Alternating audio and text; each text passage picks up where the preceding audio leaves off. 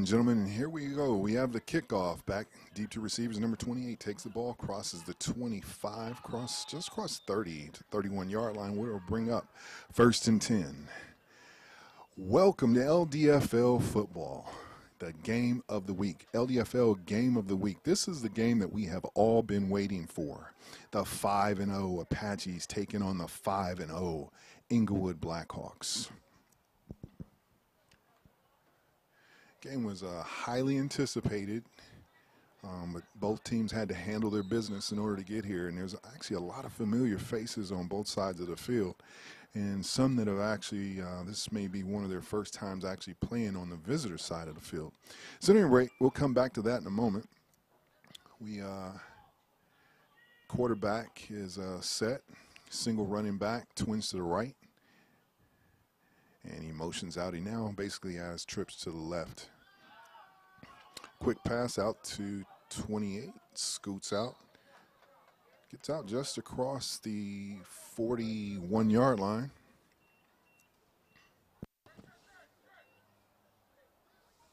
That's same gentleman that was back on the return a moment ago. That's Brandon Childs. So it looks like he's just short. So it's going to bring up about a 2nd and 3 for the Apaches.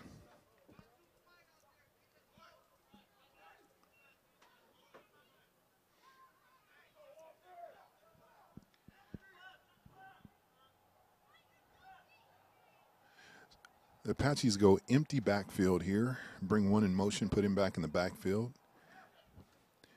Snap, gets a good look. Gets out of the pocket. He gets the ball, but incomplete.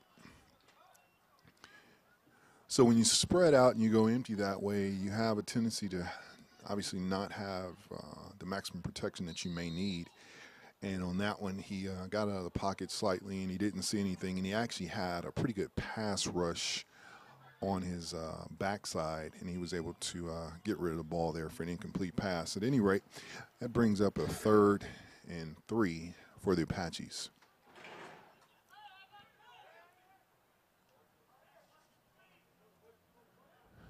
This time they come out in a trips right formation. Again, they are empty. So it's typically 100% pass. The ball is out, and there was a lot of mustard on that one. That one was intended. Jimmy incomplete. So after that pretty good play on 1st down where they gained about 7 yards, everything else is stalled. So we have 4th down. And something, if we recall from the game of the week last week between the Lions and the Blackhawks, the kicking game seemed to not be where they would want to be at this time of year.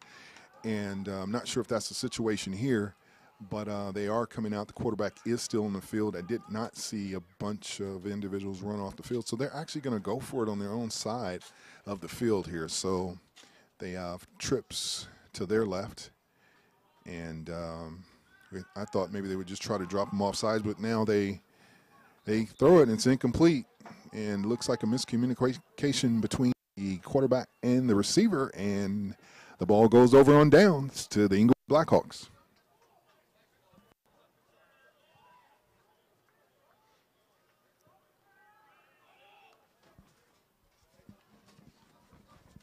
So the interesting thing, these teams are in just about every statistical category. The teams are number 1, no less than 3 for the most part in most statistical categories, where when you actually look at how this game is. So this is a battle of what you would call the better team. So they come out almost a similar formation that the Apaches run. And the ball is snapped, and they do decide to go ahead and call that one dead. I thought they were going to go ahead and let it play out. So let's see what the officials say here. And they're actually calling a false start on the offense here, so that's going to move them back 5 yards.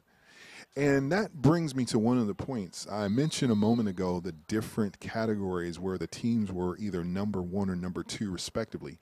However, one thing that I did notice were the penalties. And I noticed that Inglewood had 31 penalties so far this season, whereas the Apaches had 14. If that holds true, that could make a difference in this ball game, basically doubling the number of penalties. So discipline and you know, that's something that you look at when you have that, how that can set you back. But they are 5-0, so it looks like they're able to overcome those. Anyway, we still have first down. Gets the ball off. Ball is caught. Maybe a gain of 2 on that one, so it's going to bring up 2nd and 13. And one of the key players on this team for the Blackhawks is number 10, and we talked about him a little bit. That's Billy Jordan. Give you more after this play. Ball snapped, handoff right up the middle. Takes it just across the 40-yard line. So it gets just past the original line of scrimmage. And it looks like it's going to bring up about a 3rd and 8 for Inglewood.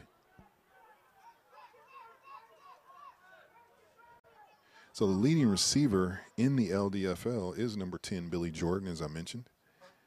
And he's lined up in the slot to the right. And matter of fact, he gets the ball just on cue.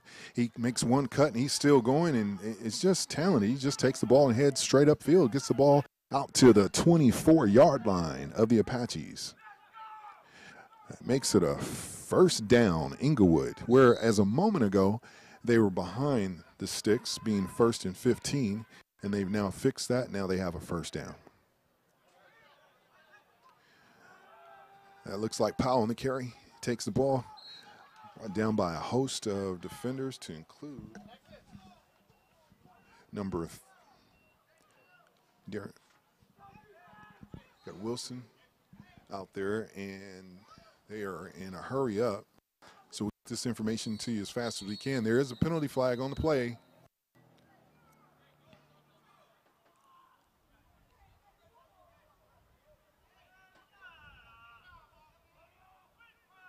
So this is interesting. Coach is on the field having a discussion with the white hat right now.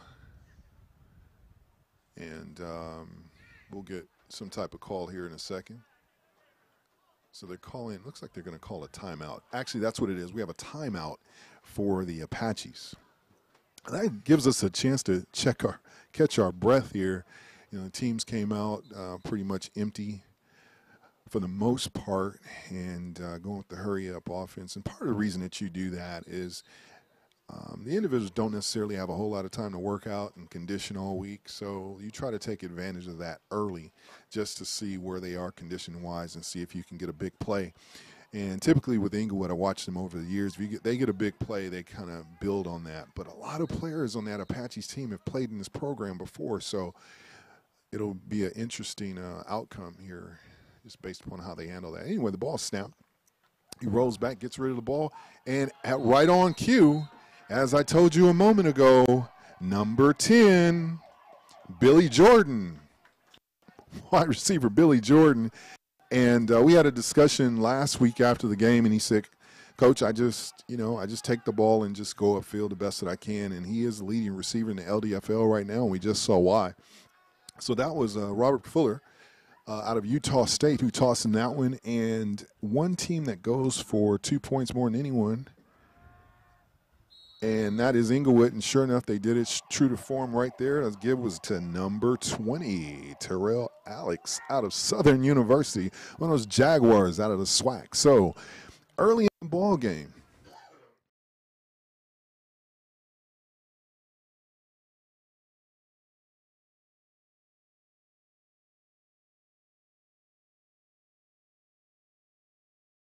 and maybe he was looking for a corner out there, and he actually took the cheese there, and ends up as a touchdown for Billy there. So it's been an incredible year for him so far, and he's looking to capitalize on that right now. So we have about 10:42 left in the first quarter.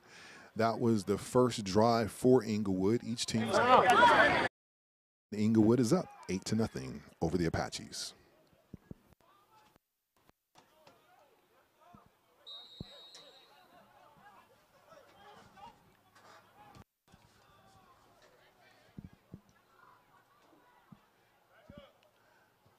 So this ball actually is popped up, takes it.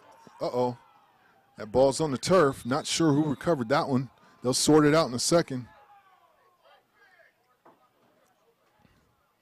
That ball was bobbled there, and it looks like it was recovered by the Apaches. looks like number 29, Alex Warden, Air Force.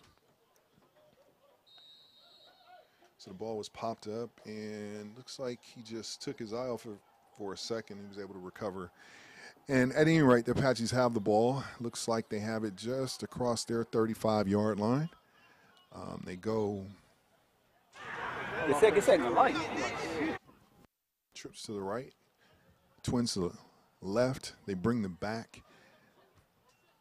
And it's a give right up the middle on a dive. And big Roy Otis, that Cougar out of Houston, making a play. Agent 11 on the tackle.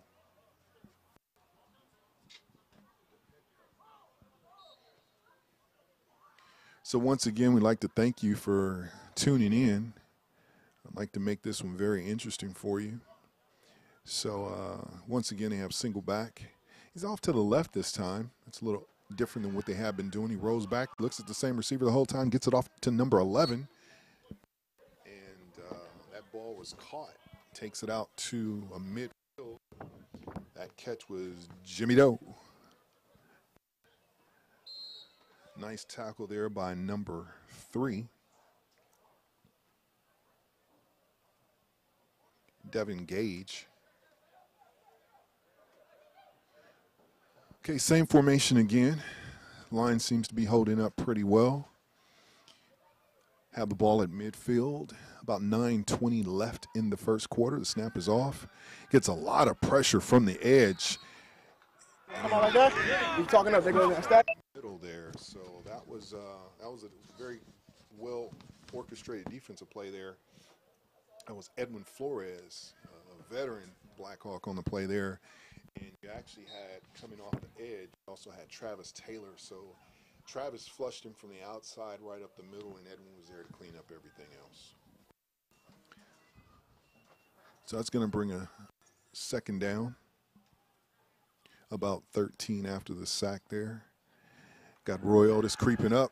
Oh, it looks like he gets tripped up. You have Travis Taylor on the hunt, and he just puts the pressure on. The quarterback throws that one out of bounds. So let's take a look at that one again. And the pressure, as you see here, Taylor comes off the edge, 0-0. He makes a couple moves. 28 was in pursuit as well, and he just said, let's just get rid of this one and live to play another day. So at any rate, that brings up third down, 12 to go. Probably a little more, almost 13 actually.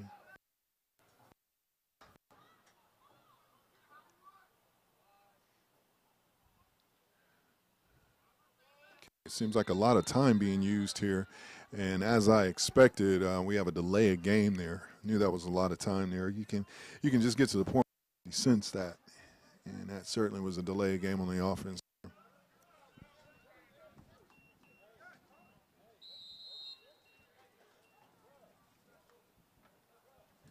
that's Bernard Porter calling signals. He was also one of the captains today. It's out there along with Gene Hayes. And Mama Hayes, if you're listening, and the family, hello. Much respect to you. Okay, so we're back to action. 3rd and 17 now after the 5-yard penalty for a delay of game. He rolls back, gets rid of the ball, has number 2 wide open, and he lets it go. Number 2 was wide open there. He just had to hold on to the ball. It was slightly behind him.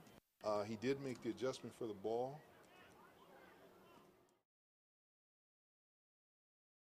So he sunk right there in the open zone, and ooh, what a hit put on him by number 3. And he was able to actually make that hit. It looked like it was some helmet contact, and that might be what the coach is talking about right now as we speak. It's Leon Williams over there having a discussion with the referee. So anyway, Apaches are in punt formation. And the ball's on the turf. The ball's on the turf. So return man was back deep, ready to go in that pressure. And this is what they do here. When they're at home, it's just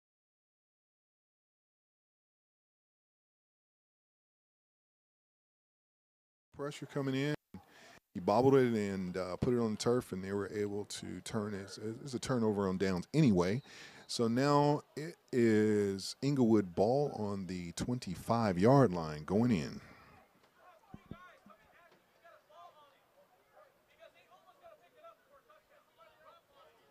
So we have about 6:15 left in the first quarter of this LDFL game of the week. Two 5-0 teams battling it out. Fuller's calling signals. Using a lot of time here. He's probably down to about 5 seconds. And sure as day, it's a delay of game. So now maybe it's because of the angle that I have, but I can actually see the back judge who will actually put his hand up in the air at 10 seconds. And he'll put it out at 5 seconds. And if it's already out, you know it's under 5, and you have to go ahead and get that snap off. So they'll push the clock, the play clock, back up now after a 5-yard penalty. And they'll try this again. Again, 1st and 15 now. The ball is out, and it is caught. Number 7 moving up the field there. So we do have a penalty flag. Oh, good. Easy up. Number 7, Justin Sidney.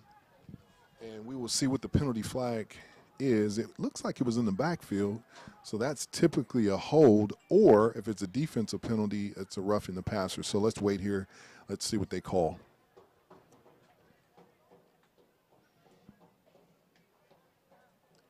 And based upon the direction that the Apaches are walking, that is a penalty on them, and they're running the clock, and maybe you won't tell me now. So at any rate, defensive penalty, and it's a big one on the Apaches, and now that brings up another 1st down.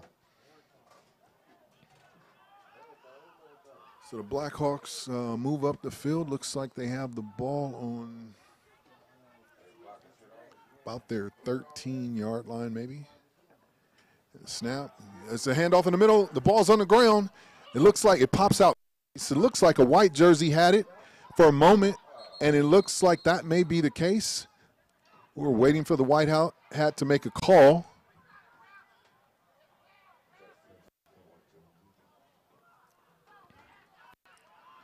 So it's a lot of discussion here.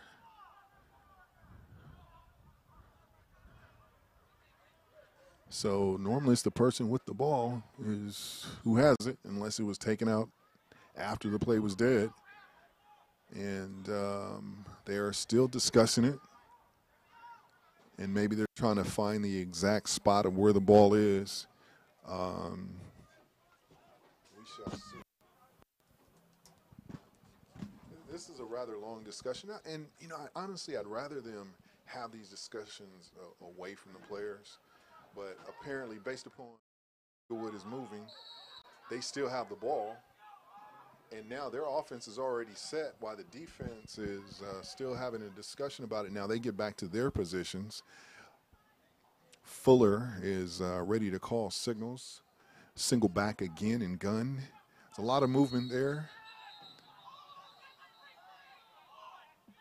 So they're probably going to call encroachment here. And they blew the whistle there, and I believe Inglewood wanted that opportunity to put that ball up in the air on a free play there. So it's always interesting when you have an interior lineman that makes a play that way. So anyway, we come back. They're 1st and 5, up 6 minutes to go in the first quarter, up 8-0. They're already at the line of scrimmage, ready to go. The defense is set. Have a slight motion coming around. The ball is given right up the middle, and that was Terrell Alex for the touchdown. There's a penalty on the play. There's 2 penalty flags on the play, folks.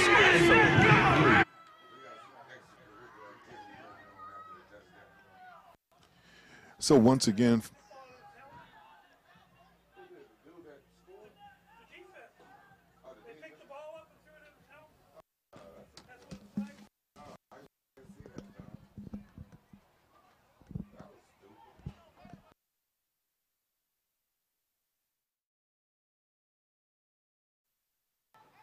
That give once again was the number 20. An excellent carry. Just bounced off a few of the defenders there.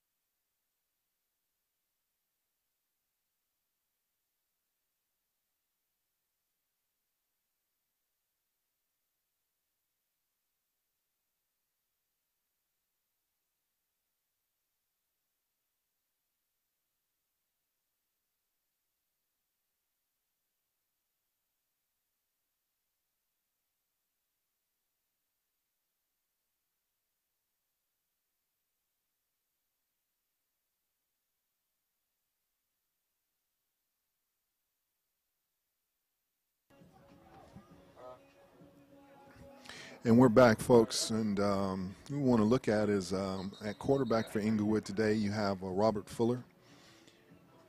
Dwayne Cross is out doing some other things today, and we'd like to say congratulations to him. Darnell Hicks is at DB today, number 1. Titus Mack, wide receiver. Devin Gage at wide receiver as well. Robert Caldwell. Brian Flowers at running back. Curtis Chapman at wide receiver. Michael Mayer at linebacker. And at any rate, once again, the Blackhawks will go for 2 again. And this is always interesting when we see them go for 2 because they typically always have a great kicker and a great punter. Johnson and many other guys that have been here. And it's a give right in the middle and a very passionate run, but there was no time for patience there as the Apaches came in there and made the play. So extra point. So now with 5:43 remaining, Inglewood Blackhawks 14, Socal Apaches 0 on 2 Terrell Alex touchdowns out of University on the bluff of Baton Rouge. So now the Apaches will go back. They're a well-coached ball club. They'll go back to the sideline. They'll make some adjustments and make a decision on what they need to do here as far as the offensive game to actually get the ball down the field. So they're changing out a few on the team right now. And Inglewood is set to kick off.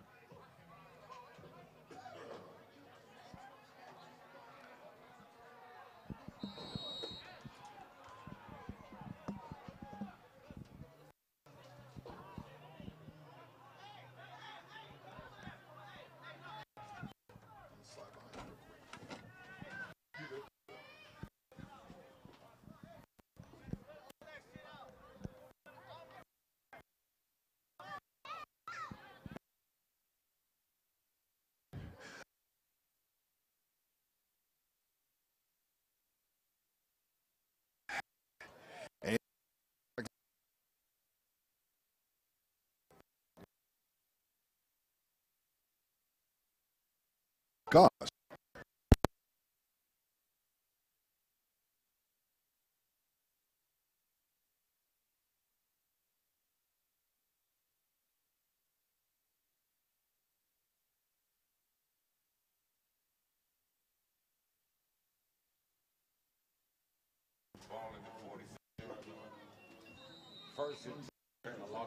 Okay.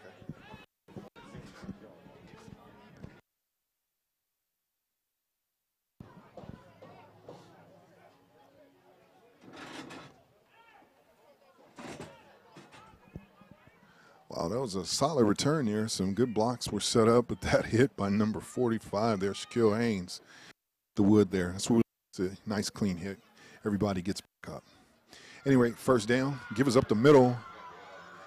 Well, we thought he had him, but there's no blocking on that play. Now they are hitting. They're out there hitting. That's number 11, Roy Otis on the tackle.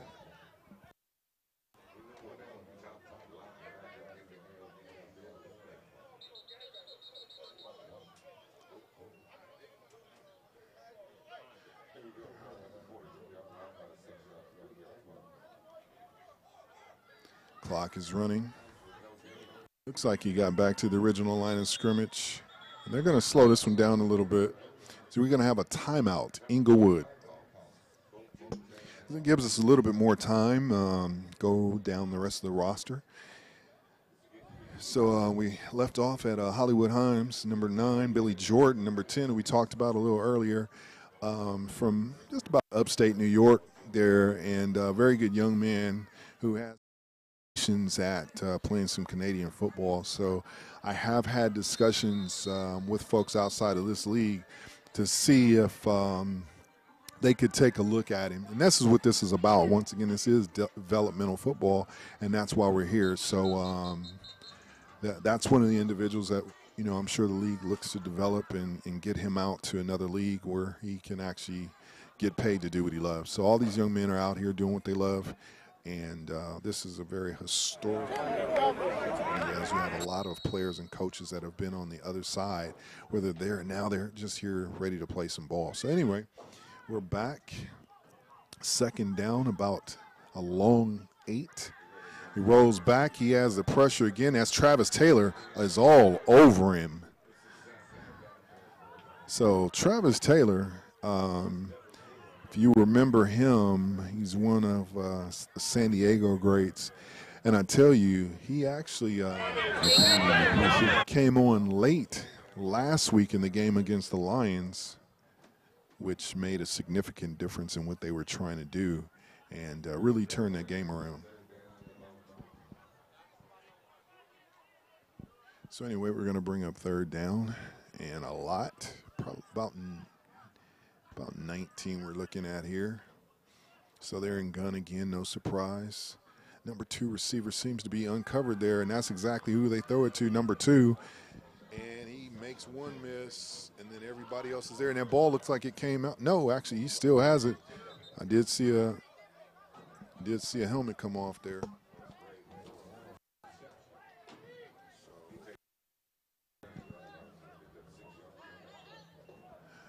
Greg Moore, and once again we're at another fourth down in the first quarter.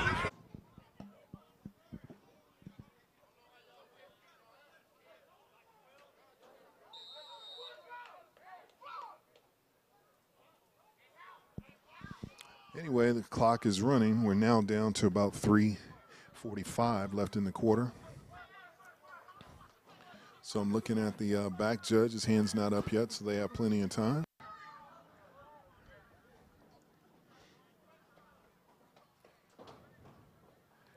And the ball is snapped. And it's actually a decent punt. He gets it just across, just about the 33-yard line.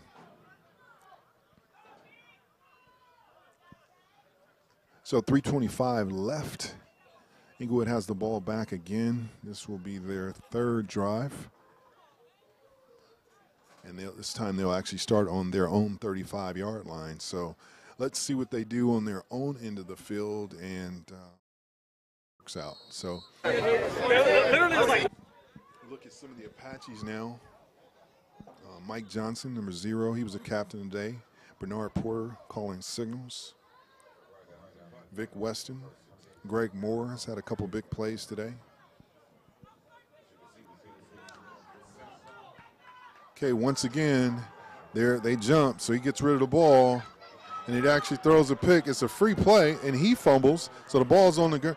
Okay, so folks, you're gonna have an offsides.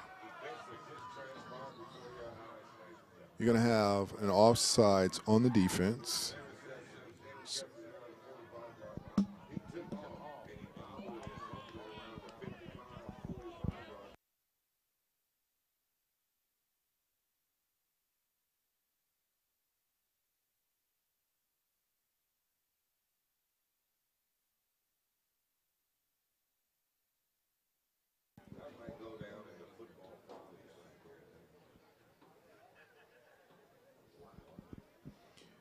Okay, so at any rate, you're not going to have a change of possession either way here. So they have the ball actually, it's a 5-yard net on the play.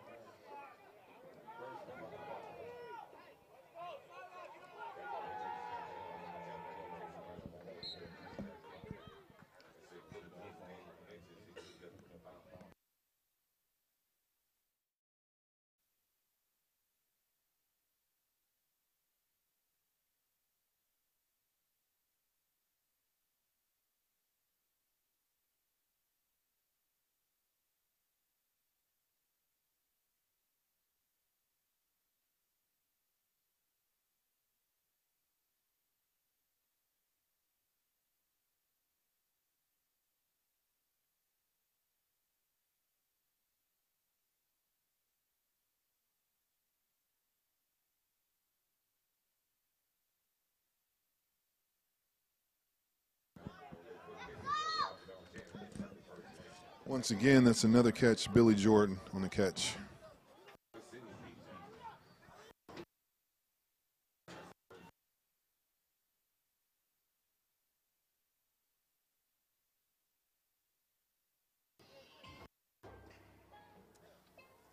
Still good? Okay.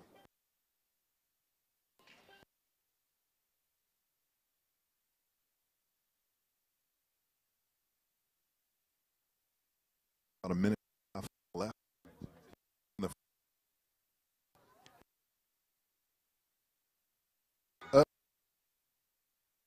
Alex still going. Alex around is the first down on the play. So he's a go-to guy. For some discussions after his game last week.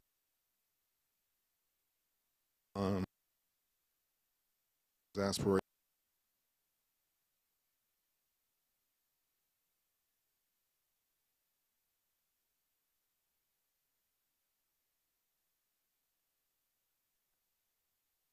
Come back, and that's coming back a long way. So looks like they're going to spot it about the 37 or 38. Should be 38. Ball's in the 38-yard line, 1:13 left in the first quarter for Inglewood. Robert.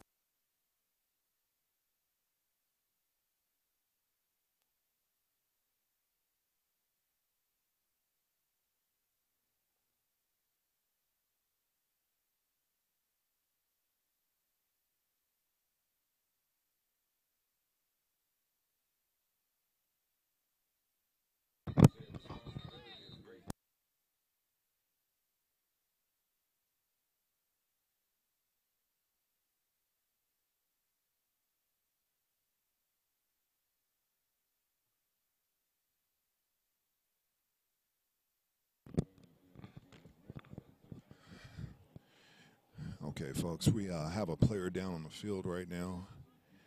And the medical staff has already gone out to the field to check on him, so we'll give you an update on that in a second.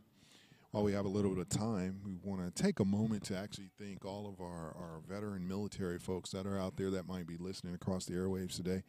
We know there's a lot of things that you could be doing, a lot of things that you've done, and we truly appreciate everything that you've done and what you're doing right now. Service members, we truly appreciate you. All of our former developmental football players, we appreciate you as well. So we'll hold on here for a second, and hopefully this injury is not too bad, and we'll give you an update shortly.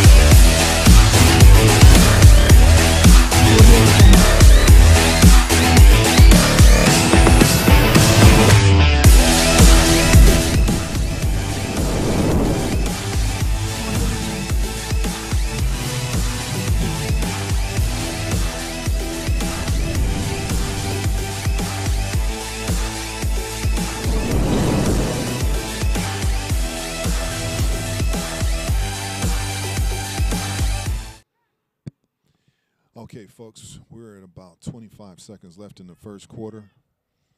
Yeah, Apaches have quite a few in the box on this one. The snap is off, so he gets rid of it quickly. And there it goes, number 7. He's on his way, folks. He may have the angle. He cuts back. And he's still going. It's about the 9-yard line. Excuse me, just about the 13-yard line there. And you just almost saw that he was going to put his foot in the ground as we end the first quarter.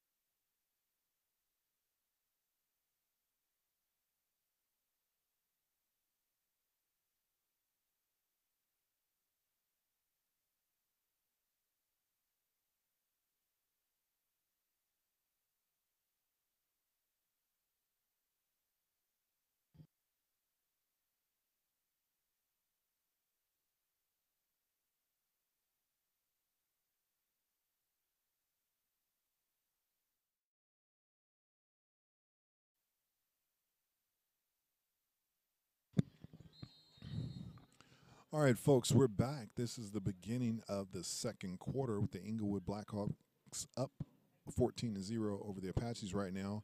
They have their ball on the 15-yard line. There's the ball's on the floor, ball's on the ground, ball's on the turf. Looks like it pops right back up into his hand. I believe last week he had a situation where they're really getting ready to run the timeout on the game, and there was a fumble. So let's tighten that up, and this is the place to do it. So at any rate, say what you want. There's a gain of 5 yards on the play. So it's 14.5 left in the first half, and Inglewood has the ball, still in shotgun formation. They have a little motion. He runs it. He was open. Billy was open early, and then Fuller just decides to go ahead and hold on to that one instead of throwing it. And looks like he may have gained about a yard on that one. So this brings up third down now at about 6 for Inglewood.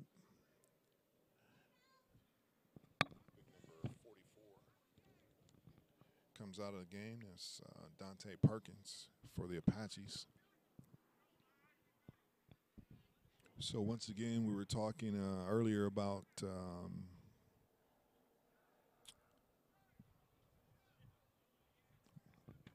Billy Jordan.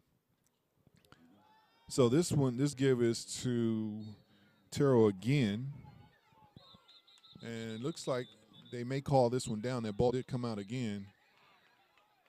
And I hear them saying white ball. They are, in fact, saying white ball. It is a turnover. So we were talking earlier. I think I said both touchdowns went to number 20, Terrell Mack, and Alex, and that's actually not true. One.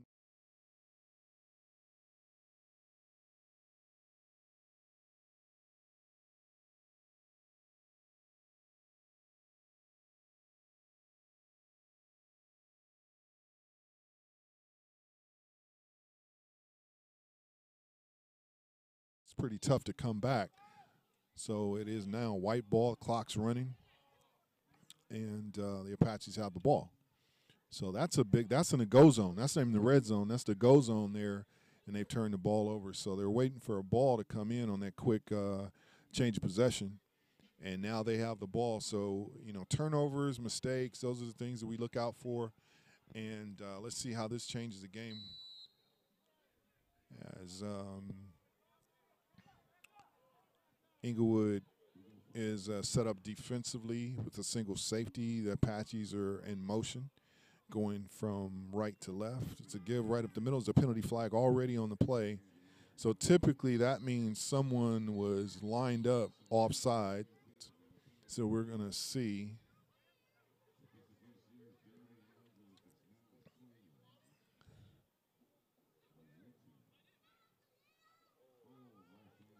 Yeah, we're absolutely.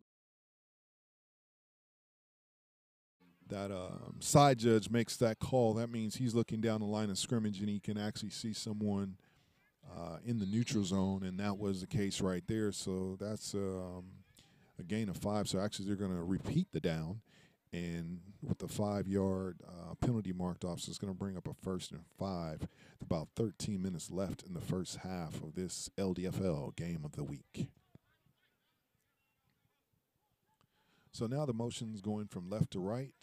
Gibb is right up the middle, and there is, we talked about him earlier, and that's Big Travis. Big Travis again. So they're going to have to do something to him there in order to, because he's making plays, made quite a few plays here. So at any rate, looks like we have a couple whistles and we have a timeout. Timeout called by the Apaches. So about 12:35 left in the first half. The score, Inglewood Blackhawks 14, Socal Apaches 0. But after a big turnover, we're going to see what they're going to do on this drive.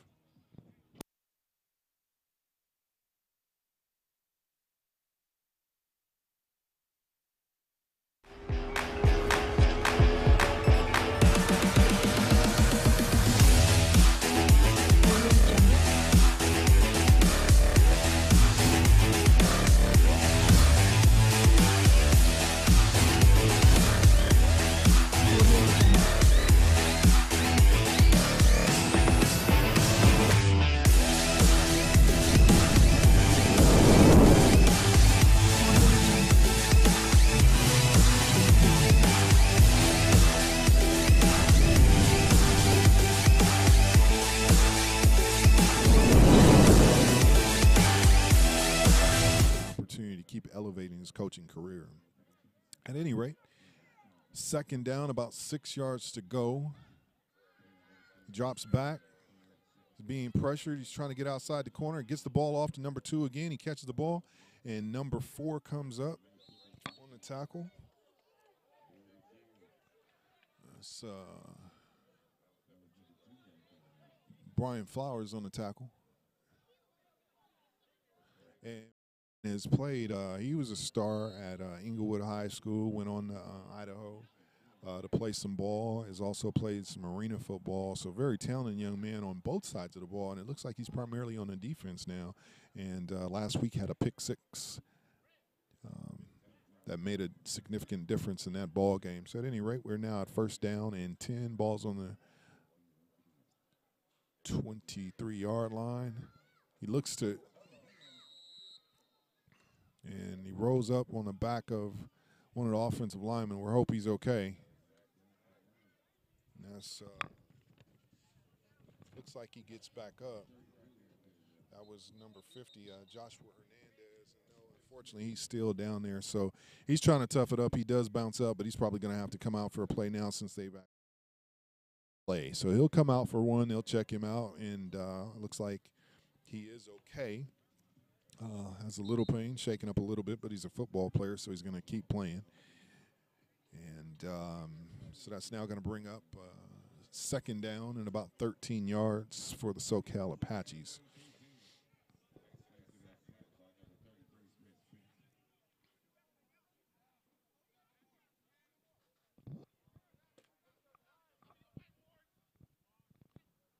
So there it goes. He decides to hold on to the ball, and he takes it, goes up the middle, and slides just short of the – oh, there's a penalty. And the back judge throws that one from about 40 yards back. And it looks like the quarterback slid, so once he slid, he's off. He is not to be touched, and that will probably result in a personal foul. We'll see what the call is. I'll let the referees do their job here. So, speaking of the referees, so it's a dead ball, personal foul. Head ref today is Xavier Deckard. Umpire is Oscar Mendoza. Head linesman is Rodney Davis. The back judge is Terrence Littlefield, who actually threw that particular penalty. And the line judge today is Ryan Paris. Clock is running. Ball is about a 45-yard line there. It's a quick hit, gets it out there.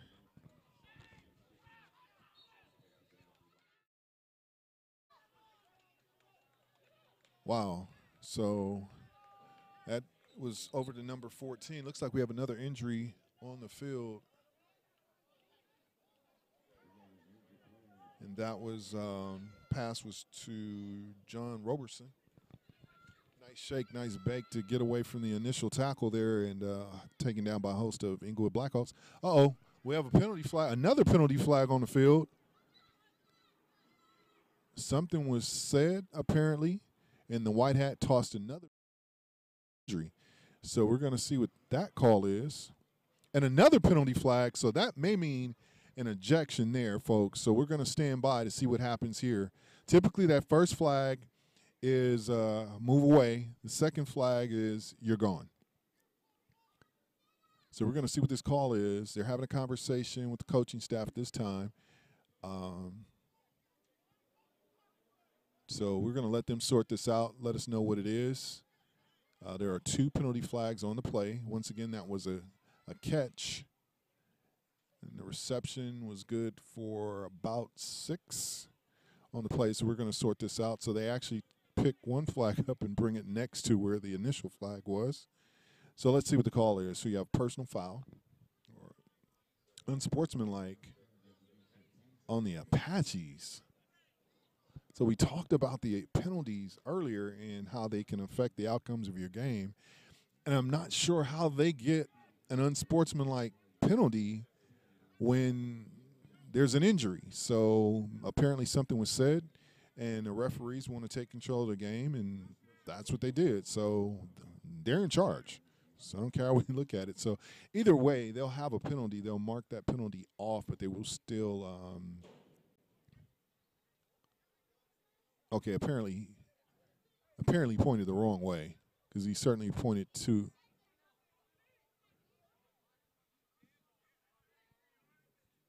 okay, so it was a dead ball foul. Yeah, so he actually called it. He pointed the wrong way in this case. And so at any rate, that's going to make it a first down. 10:26 left in the first half of this ball game. The clock is rolling.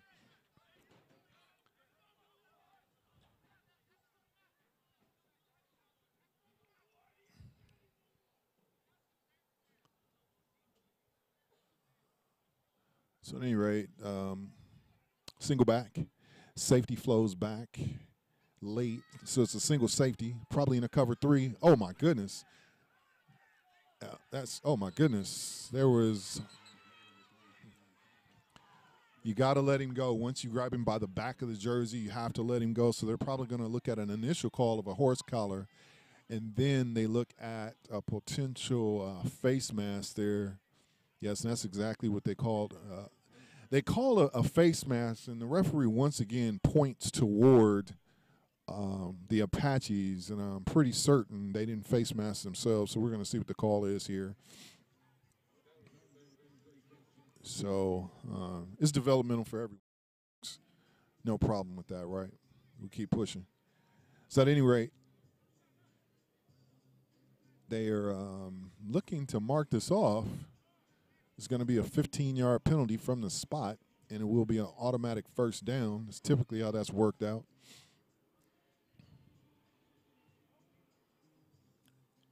So I'm not sure the discussion here. You've made the call. It was a pretty deliberate call. So they're going to go ahead and I guess they're going to explain to both sides here. And they have to keep control of these games. They just can't let them get out of hand. And I didn't see there was certainly nothing dirty there. They were pursuing the quarterback who was rolling out, and he moved around, and they grabbed him, and so. Okay, so for some reason they have not marked off anything here. They have not marked off anything here. There was a flag, penalty called. He's coming over to explain it. There was no mark off. I'm sure of that. So unless he's waving that flag off.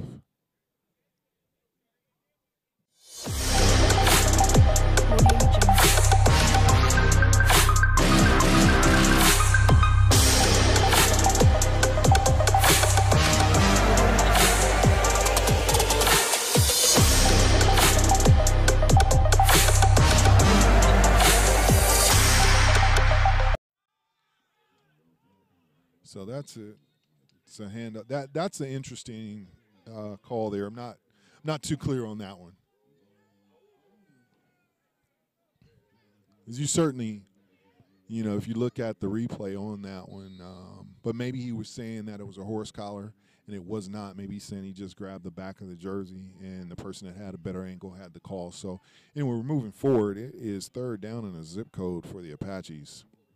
Right at about 9 minutes left in the first half of this one. Folks are still starting to pile in. There's a lot of traffic out there today, and it's a little chilly for California weather.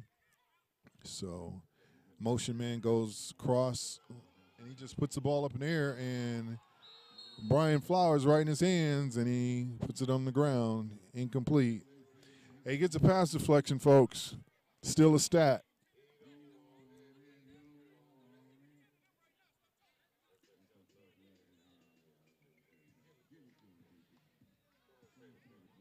So B-Flow's out there pushing those push-ups. That's something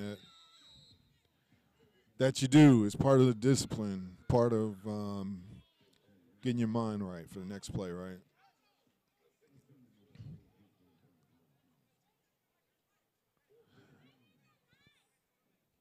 So at any rate, looks like they're going to definitely send the punt team out. Looks like it's about 4th and 29. And I'm not sure if it's not more than that. So they definitely need to have a clean exchange here from the center to the punter.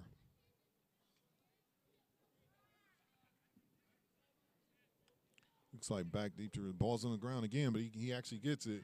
That's Shane Boyle. He takes it. Number 21, Shane Boyle has it. Cuts back. I've seen him run these back before at every level. He's still going. He's still going, folks. He's still going right up the sideline, and they take him down just inside the 20-yard line. There's a lot going on there. There's a lot of penalty flags on this play. Very good return by Shane Boyle. Shane Boyle is looking for an opportunity to get back to the Arena Football League, where he was absolutely a star, returning kicks and playing defensive back there. So he's out of Faulkner University. So at any rate, there's a lot of penalties on this play.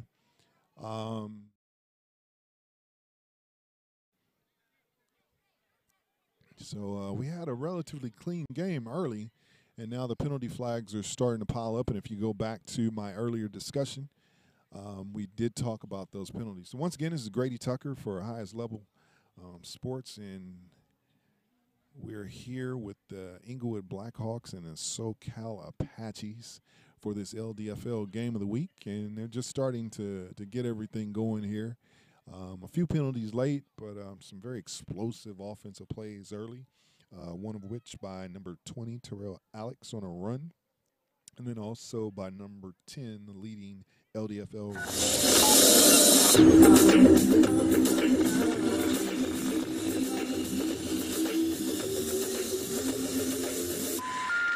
This is a recording.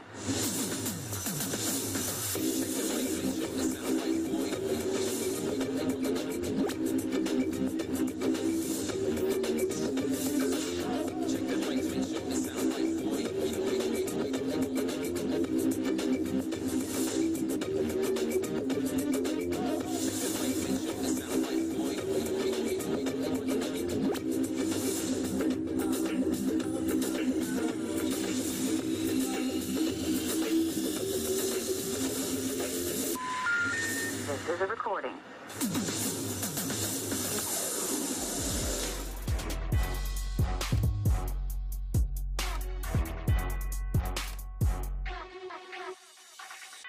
Staff and his coaches and saying, hey, we need to tighten this up. But this particular penalty is actually against the Blackhawks, which is taking them all the way back 20-yard line. So that was costly after it actually flipped the field, because they were inside of the Apache 20 with 7:35 left in the second quarter, and now they're well within their own 20 as they break the huddle to come out for this first down.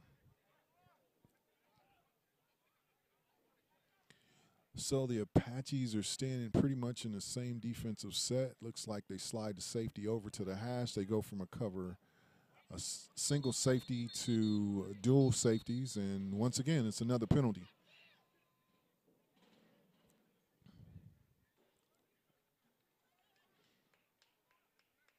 So, like I said, early this game was clean, and now there's a lot of stoppage based upon penalties. So they back up again. And that was probably procedure on that play, so it's still going to be a first down. It's going to be a first down and 15. So it gives them more room with 7 minutes left in the first half of this Ldfl game of the week. A snap, the ball is given. It's a handoff. Looks like a gain of about 2 on the play. Big offensive line for Inglewood as well as for the Apaches. So some real studs around here. That old line led by big Chris Jackson out of St. Paul College.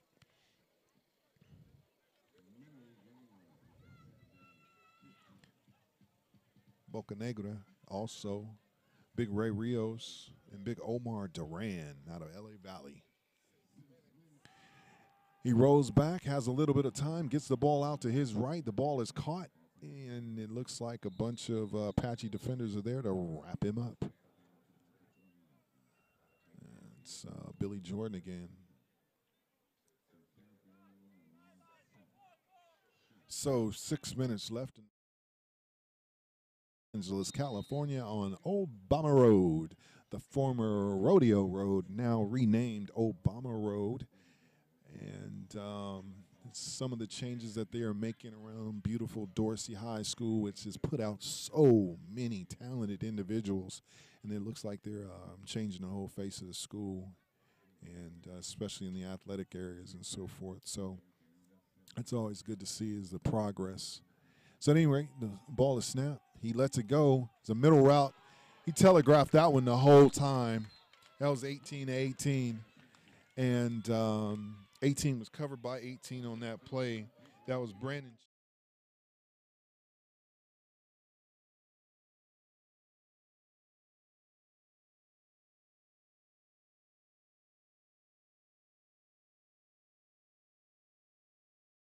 Play on that.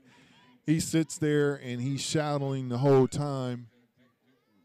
And Eckwood just turns around and picks that one right off and just takes it up for a few yards. So that was a very good read there by Eckwood. And Robert Fuller on that play, he telegraphed it. He looked at him the whole time. So I think he thought his receiver would become uncovered and he wasn't able to adjust the ball, and it results in an interception. So once again, Inglewood has a turnover, their second of the day. So now the Apaches have the ball back in really good field position. They have a stack formation this time, so it's a run. And looks like he may have had a yard on that.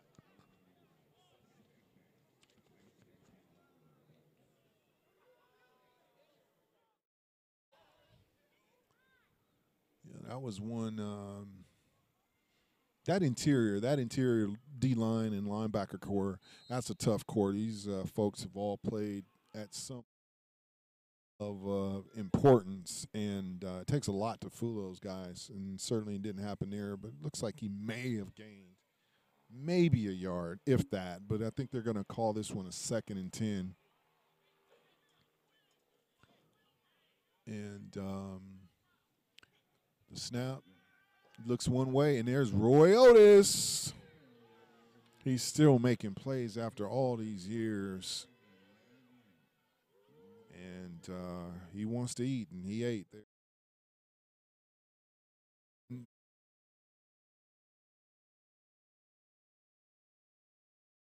These children and their children start to play this game, and they're just as good, and it's just very interesting to see how they develop these young men.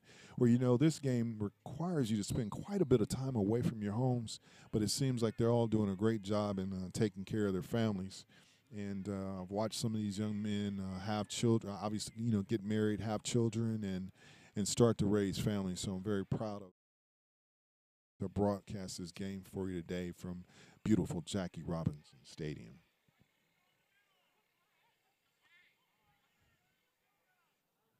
So it looks like we're empty here. It's a quick out. That ball's way up there. He catches it. He's still going up the field. Ooh, solid tackle by a host of Blackhawks.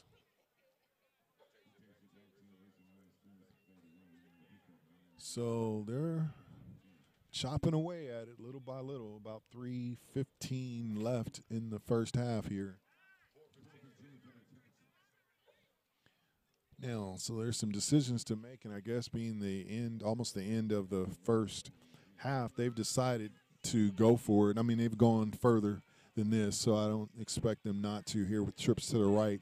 It's calling signals, single safety, corner with inside position.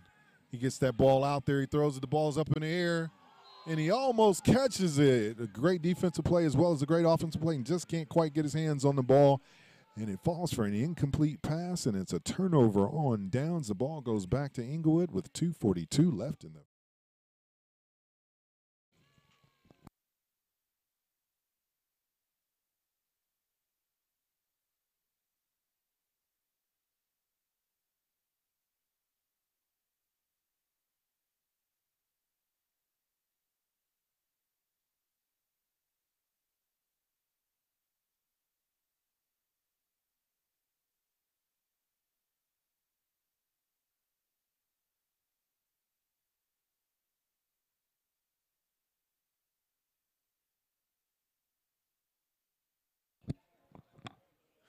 Okay, folks, we're back with 2:42 left in the first half of this Ldfl game of the week. Inglewood hands the ball off to Terrell again. And looks like this Apache. Well, so it's going to bring up a second down and 10 again.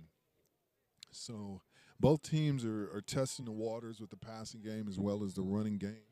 And in this case, looks like that interior, that front seven on both sides, pretty tight. So we're approaching a 2-minute warning, about 2:13 left. We're going to see if Fuller is going to call another play here, up by 14. So this may be a free play here. He gets rid of it, and, ooh, that was a hit on the sideline there. So we're right at about 2:01 where the clock was stopped. There is a penalty flag on the play. I'm pretty sure it's going to be offsides on the defense. That did look like a free play.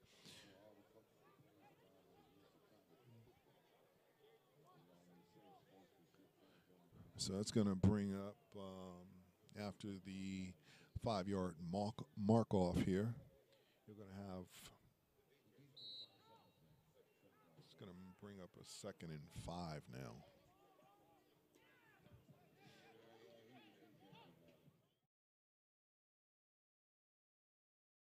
Once again, when we reflect back here and after this play, we're going to go into a 2-minute warning. But there's several opportunities the Apaches have had, and they haven't taken advantage of it. So now Inglewood's just going to, looks like they're just going to run the ball, and they're actually going to give it to, again, Terrell Alex. And it's under 2 minutes at 1:54 with your score, Inglewood 14,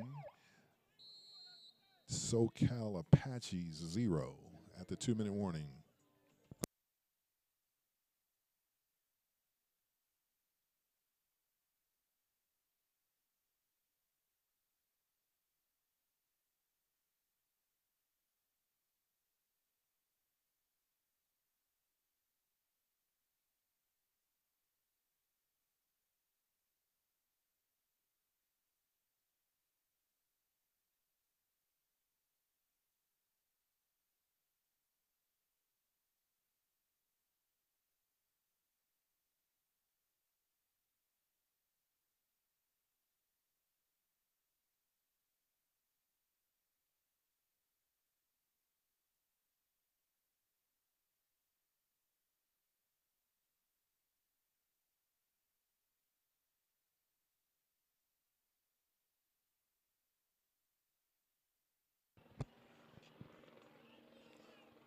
Okay, folks, we're back.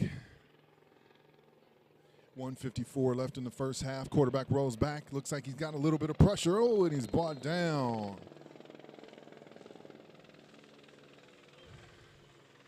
Wow. Once again, we're talking about that defensive interior line pressure.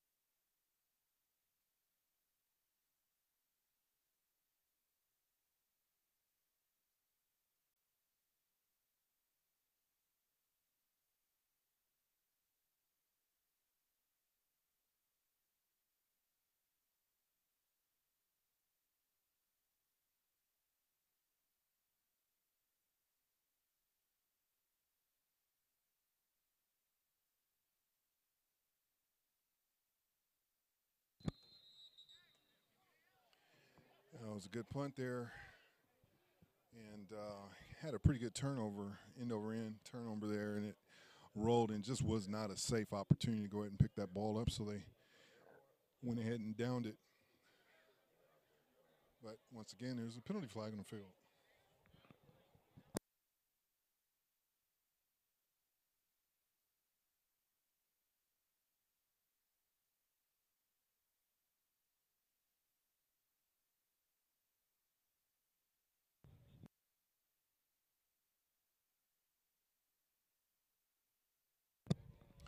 Well, folks, it looks like the ball is being moved back, and they're actually going to kick this one again.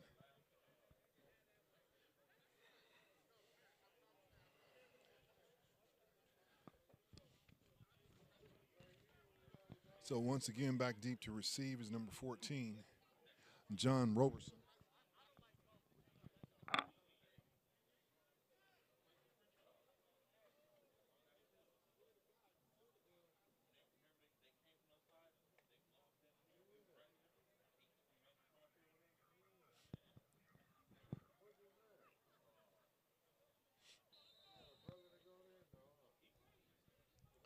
Okay, so the Blackhawks are back to punt once again.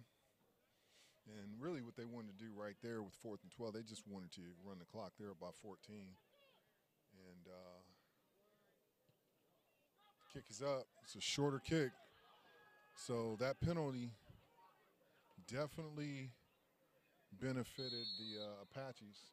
But the thing is, more time ran off the clock. So give and take there. But it's actually a pretty good differential in field position there. So they'll take over 1st and 10 with about 31 seconds left, right at about the 45-yard line. So they actually, the Apaches, based upon the first punt, would have had the ball in their own field position, and now they actually get the ball in Inglewood's field position.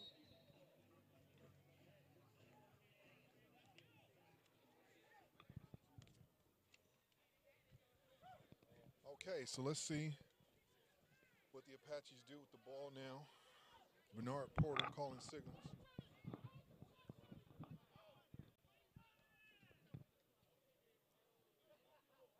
The clock is running the whole time. Now, and actually, I'm not sure if that clock should have been running. That clock should have actually stopped because there was a change of possession.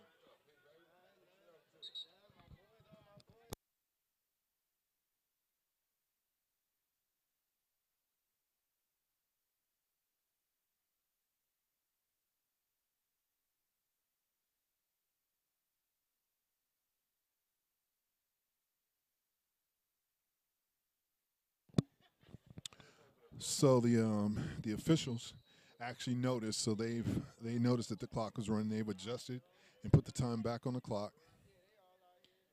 And but now the clock still runs back almost to where it was. Anyway, he gets the ball out, number 80.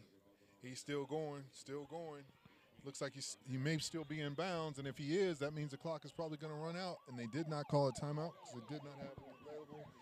And that is the half. That is the half, folks. Very good play there. That was a nice pass and a nice run there.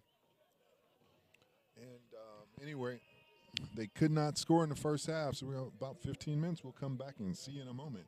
Ldfl Game of the Week. Inglewood Blackhawks 14, Socal Apaches 0. Get ready for the second half. We'll be back in a moment.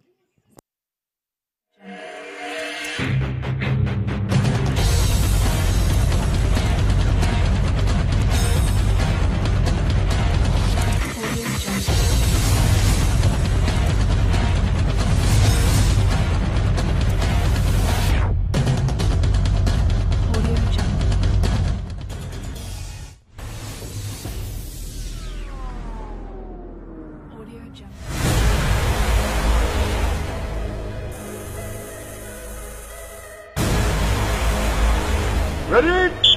Good work, good work. Get that, get that. Nice. Good job, guys. Good job. Excellent. Good job, Green. Good job, Raymond. Hey, come on. Let me hear you. Let me hear you. Let me hear you.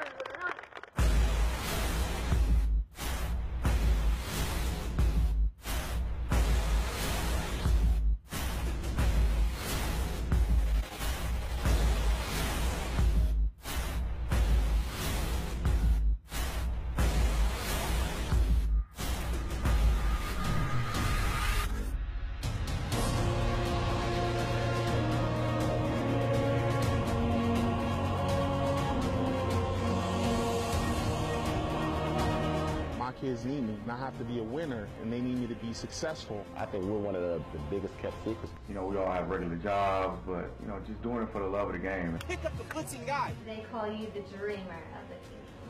Did you know that? Let's go! If we can give a guy an opportunity to reach his dream, that's what we're going to do. You've been through a lot. Yeah. I love my mom, so.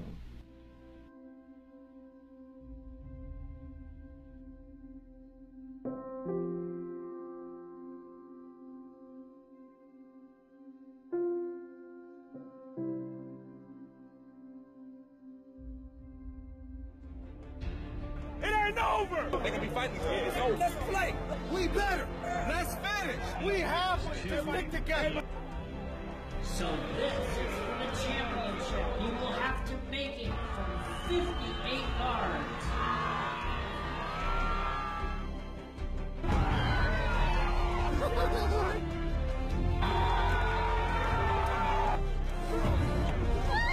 So it's the end of the game, real high energy.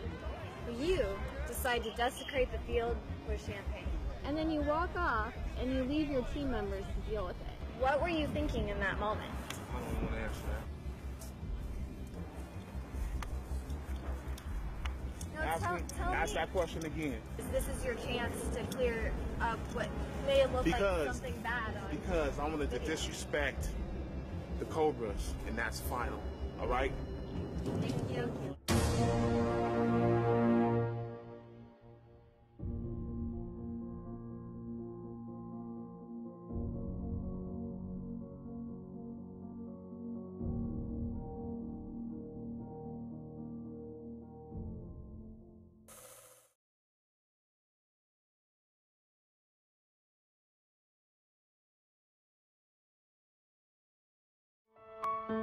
We didn't really just want to beat them. We didn't just want the win. You know, we really wanted to break their soul.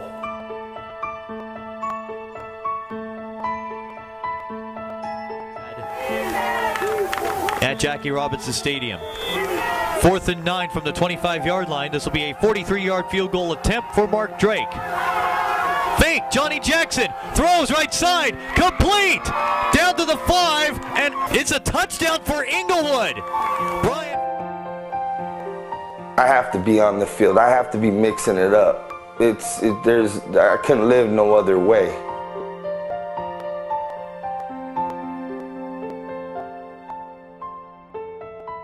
Well, ironically, football is really because of my background, you know. I've been away a lot in my life, and a lot of it I put on myself, a lot of it I didn't. Incarceration. The only thing I've really ever lived for, or strived for, or even to come back home was to play football. The reason why I worked out, the reason why I got up in the morning, you know. I don't have no brothers, sisters, I don't have no kids, you know.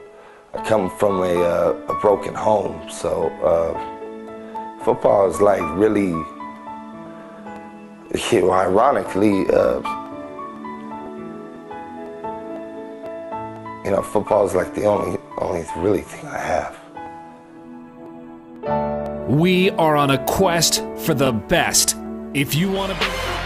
You don't know what I've been through. Lost it all in my rents due. Trouble, when it rains it floods. In my pain, no, it ain't all good. No, but I tell them this, I'm a witness that everything gets made new. So tell them, dog, I ain't through. Feels like this life just became a fight. Yeah, I'm in and ain't no way out. The pressure's on me, yeah, the stresses on me. But tell them who ain't gon' crack, homie. I can't do. They ain't nothing I can't do. They ain't nothing I can't do. They ain't nothing I can't do. I can't do. They ain't nothing I can't do. They ain't nothing I can't do. Look, it ain't nothing I can't do. Might walk on hard. I won't go still. Gotta go hard. But I ain't gotta do it myself. I can't do. They ain't nothing I can't do. Feeling like I can't lose. Ain't nothing I can't do. This could get personal. This could get personal. This could get personal. Team nigga, this could get personal. This could get personal. This could get personal.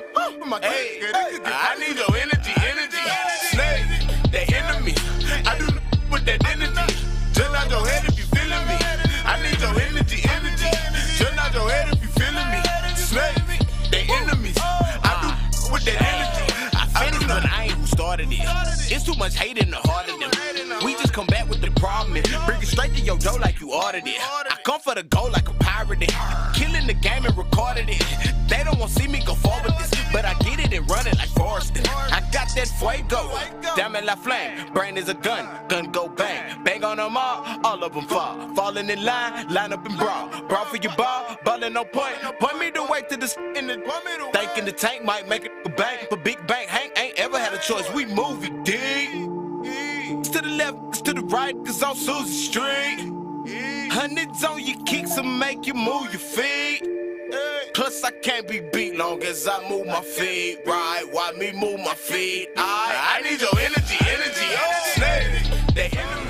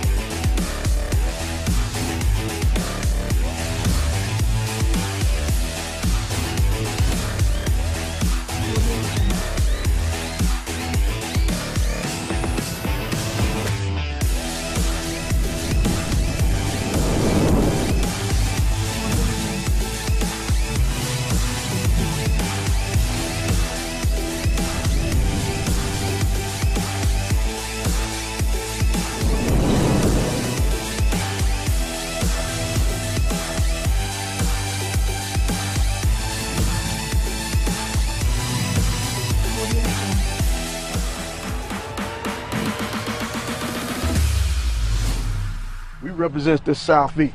You know what I'm saying? This is dirty. Football is king here. This all we got. This all we got. This all we got. This all we got. Right, Coach. Arkansas Gators. Arkansas Gators. How you feel? All right. Come on, how you feel? Arkansas Gators. Gators. Gators. Gators. Gators. Gators. Gators. Gators. Gators. Gators. Gators. Gators. Gators. Gators. Gators.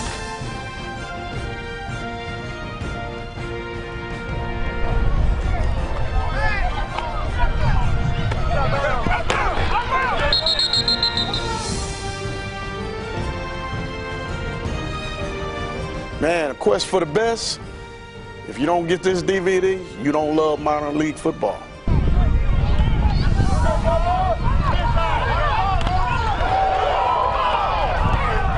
If you don't get this DVD, you don't love minor league football. Hey, look, man, why y'all making new mistakes? Are y'all afraid to win? No, coach. This is going to help elevate minor league football. It's a story that hasn't been told. We're a secret society. No one knows about us. This is going to get our story told. It's about every minor league football team in America. Minor league football is the NFL to us. I give it 110 every time I touch the field. No matter how I feel, sick, hurt, tired, I give it my all. If we don't support that, then we don't support what we're doing. So I encourage everyone, every team that's doing this, every team owner, every team player, every coach, anyone that's involved on this level should want to get a quest for the best. This acronym I use called the 3 H's. You know, you gotta be healthy, you have heart, you gotta be humble. The quest to be the best. We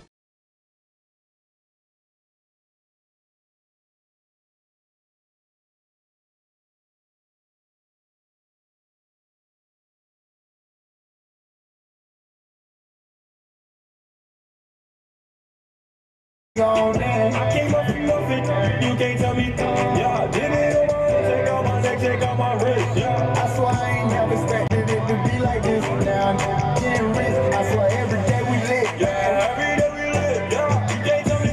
Yeah, them boys broke, yeah, I'm getting rich. Yeah, when you down the corner, then you know you lit. When you quit, take it back, then you know you lit. Every day, DJ. Be high.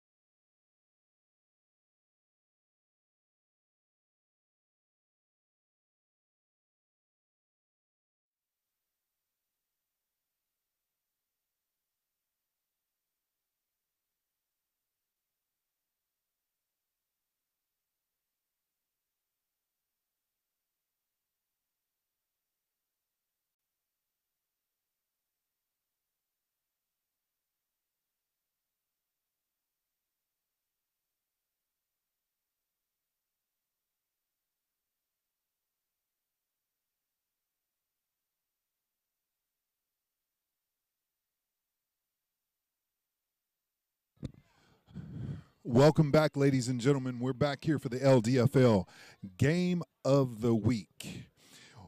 It's 15 minutes set on the clock. Teams are back out on the field. And the Inglewood Blackhawks are up 14-0 over the Socal Apaches. But we'll see how this second half turns out after the adjustments at halftime were made. Talked to both sides. Both said they just have to stop on the mental errors and just go ahead and play the football that they play. And that's why they're both 5-0. Kick is up in the air. It's one of those. Oh, my goodness. He actually made – that's the perfect kick. And he goes down the field. He catches it on the fly, which he can absolutely do once it went past 10 yards. And he dropped it, and the Blackhawks recover. Wow, that was a standpoint of this whole game, and instead, once again, the Blackhawks have the ball. So that would have flipped the game possibly here. And at any rate, Inglewood has the ball, 1st and 10. And there's about 4 seconds ran off the clock there after the ball bobbled around a little bit. So Inglewood comes out, and we talked about Billy Jordan, who had a touchdown in the first half, along with Terrell Alex from Southern University. So that was the scoring for the most part. There was a 2-point conversion made and a 2-point conversion missed in the first half, and that's pretty much your recap. So now they set the ball, and they come back with a single back shotgun formation. So nothing really has changed from the offensive perspective for Fuller. Handoff to Terrell Alex again. And he's wrapped up by several people. And just how we ended the first half, we start the second half with a penalty flag. So we talked a little bit earlier about Billy Jordan, and we said he's the #1 receiving as far as yardage receiver in the Ldfl. He averages about 20 yards a catch this year. Came into the game with 7 touchdowns. So he's up to 8 now receiving. But Greg Moore is a receiver that was not too far behind him for the Apaches. And Justin Sidney is another receiver that's I think he was number 6 coming into the game. So they're going to build on that as well. So Sidney is another one of those receivers that you might want to watch out for here in this second half.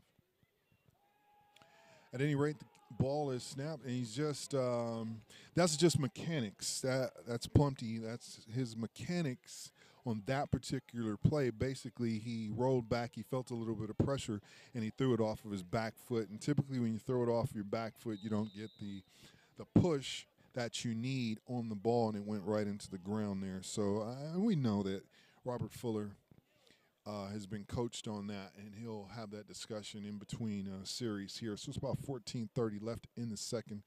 And actually it looks like we have another defensive lineman in the game here. And that ball is quick, and he turns around. That ball is once again to Terrell Alex. So the thing that we have here is solid at running the ball when he keeps it in his hands, but he has to concentrate, and that's something that they'll work on for the remainder of this game and certainly in practice this week, just concentration and so forth. He actually had pressure there. Fuller had pressure from #1 with the Apaches there. And, yes, you may know this name, Manny Wright, Long Beach Poly, USC guy, fight on. So he's pushing the pocket from the middle right now. We did get a chance to talk to the injured player, #9, Sam Hogan for the Apaches. Give you that update in a second. And the aforementioned #1 Manny Wright. Just as I mentioned his name, he comes in and makes a big first sack of the game. Manny Wright is another one of those players that have played with the Blackhawks. He comes off, and once again, he makes his presence known and makes it a 4th and 25 with 13:25 left in the third quarter of this ball game. So it's one of those things. He's here. Manny Wright is here. Let's see what that does. And I was mentioning earlier, I did get a chance to talk to him, Sam Hogan. He is okay. He's nursing a minor injury there, so he should be okay, but he will be out for the rest of this game. So the Blackhawks are in punt formation. Ball snapped, kicked. He kicked, angle kick. 14 is back there again. He thought about it for a second. Number 42 was right there in his face, and they decided to let it go, and the ball is down there. Looks at about the 33-yard line. The Apaches 33 is where they're going to take over. So from one #1 to another #1. #1 on the defense was Manny Wright. Came in immediately, paid dividends with a big sack to make it 4th and 25 for Inglewood. And now the Apaches have the ball back. So that is something that they can look forward to. They've come to the sideline. They can say, okay, hey, look, we can make these adjustments here, and we'll see how this second half goes and see if we can get this, get some scores up on the scoreboard and tighten this game up. Right now, it's a 14-point lead for the Blackhawks. The Apaches come out.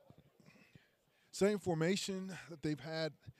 A single receiver. It's normally going to be a slant top side, but they do have trips to the right. And it's a quick to number 5. He makes one miss. He's still going, and he basically bear crawls on that play. And I'm noticing there, that's a good catch there, and I want to give him his credit. That's Darius Bratcher on the catch, and that's a good 7-8 yards on that particular catch. And I was looking at the host of defenders that came over to include linebacker number 51, Devin Jones, who is going sideline to sideline. So that's something I wanted to watch here. So he actually keeps the ball here, quarterback keeper, and he definitely has the first down, so they're moving the ball. So we're talking about Bernard Porter at halftime and just kind of seeing, you know, if he could get back on track, and it looks like he is with about 12 minutes left in the third quarter of this LDFL game of the week.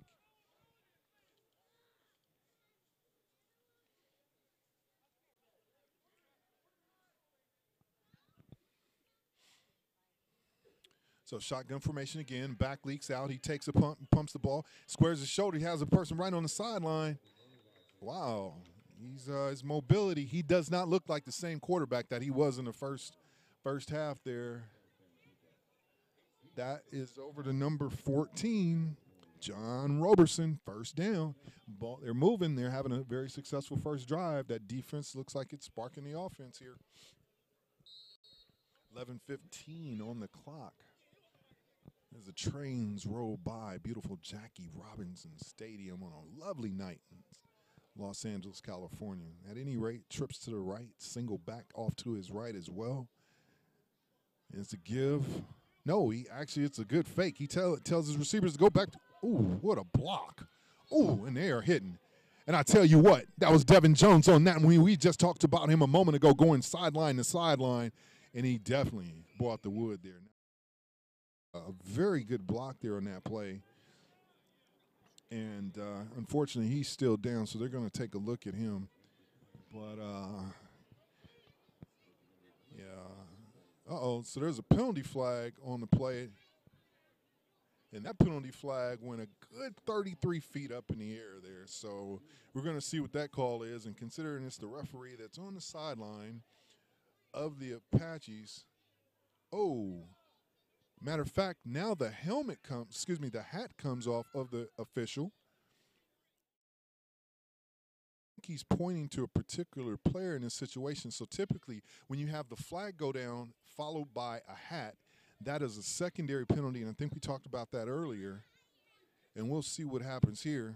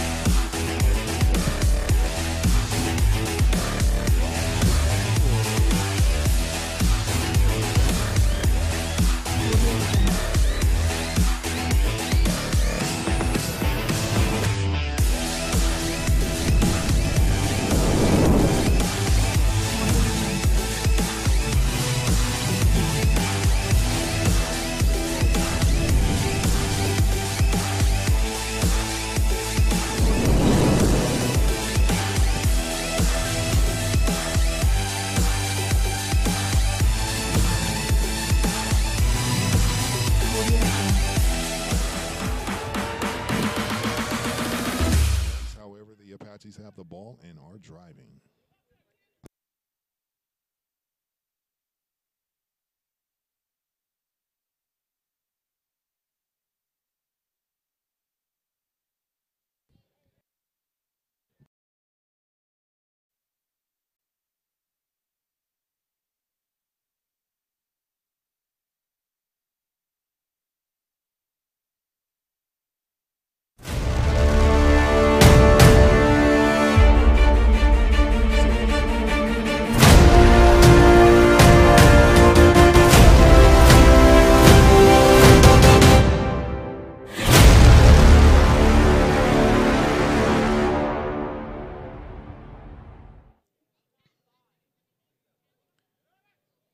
That's going to be 15-yarder.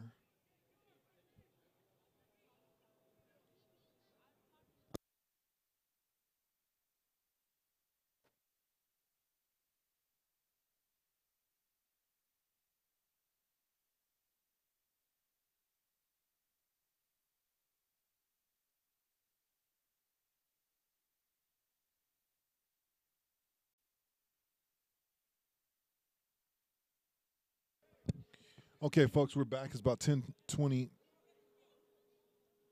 left, and they're already running the clock.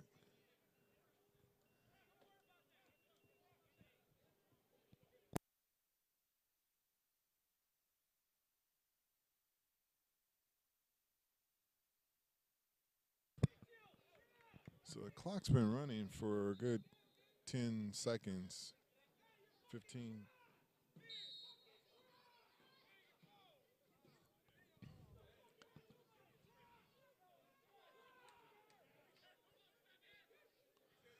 At any rate,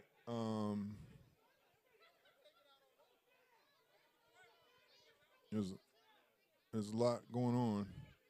Ball is out. 14 makes a catch. 23 comes up to introduce himself. That was Lee Rogers, Antelope Valley College, AVC, on the play there.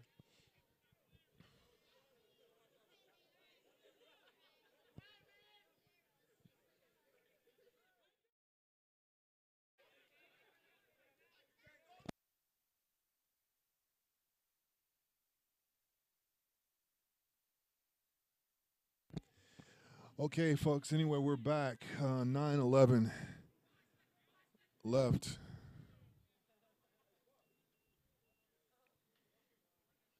.02 left in the third quarter. He rolls back. He gets out of the pocket. He's moving around. There's a lot of guys coming up. He catches the ball. That's a good catch there.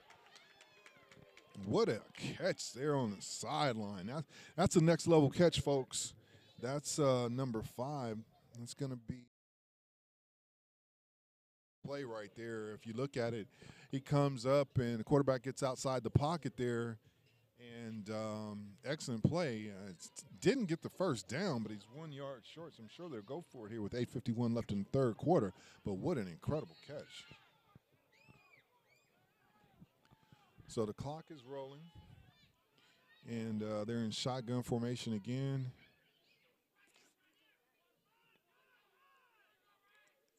Oh, and the ball's on the ground. Ball's on the ground, so it'll be turned over on downs. Apaches do recover, but it's going to be a turnover on down.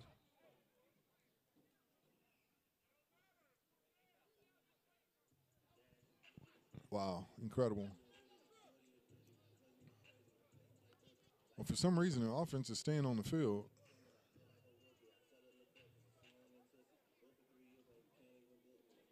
Okay, so I'm seeing what the discussion is on this play.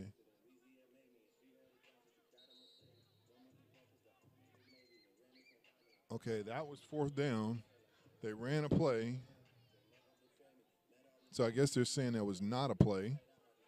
Not sure what happened there, but at any rate. Now, actually, number 1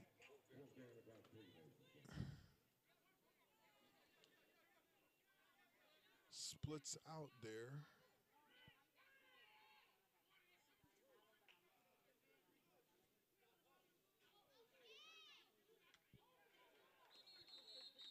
They got him to jump off sides, and that's exactly what they were looking to do there.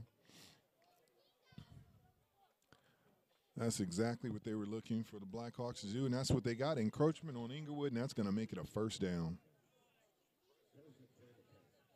Wow. Once again, you go back to the first quarter when we had this discussion about penalties, and Inglewood came into the game with about 31 penalties, and the Apaches came into the game with 14 penalties, and that's something that both teams need to clean up. But here is the reason why. You can see how it's reflected. So once again, Apaches have a great opportunity. Let's just see what they do with it with about 7:40 left in the third quarter. Bratcher's in motion. They give him the pitch. He has a whole bunch of folks there. Uh-oh, a lot of bodies diving at him, but they're not hitting him. And several Blackhawks were able to gather their feet and come back, and it looks like once again we're calling the number 51, Devin Jones, Southeastern Louisiana.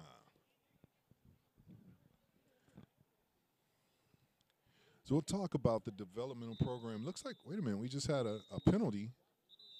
Not sure what happened there. We have a penalty coming from the side judge on the home field side, and I'm not certain, and it may be a sideline warning. Right, and that's what it was. It was a sideline warning on the Blackhawks, so there will be no yards assessed to that. They'll run the clock and continue to play, but that is a warning to let them know the next time that happens that there will be a penalty. So the Apaches come out again, driving the ball, not quite in the red zone yet. 2nd and 4. And he's bringing a receiver in motion. Goes all the way around. He lets this one go. He's behind the defender. He puts it on the ground. He drops it, folks. What a throw.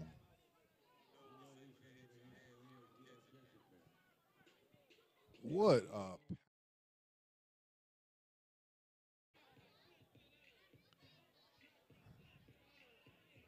Wow, what a play right there.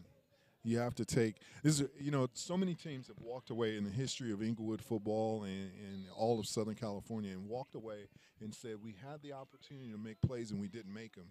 And that was one of those plays that we'll look back at. So we have number 11 and number 2 split out wide to the left for the Apaches. Brings up 3rd down. So there's a stack formation to the right. They're bringing another receiver to the right, so that makes it trips. He does not. He cannot get his feet set on that one. He gets rid of the ball, and that's an incomplete pass. So that's probably going to bring up a 4th down now. And gosh, that was an incredible play. The opportunity they had. So it's going to bring up a 4th and 4 with 6 minutes left in the 3rd quarter. So they were challenged here, and the defense stood tall here. Big number 33, Chris Benson out there from Riverside Community College. And Travis Taylor, defensive end, Palomar College out in San Diego.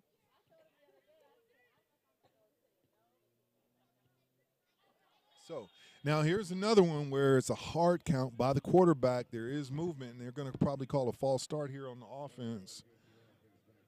And it looks like the player on the edge there went into his kick step a little bit earlier.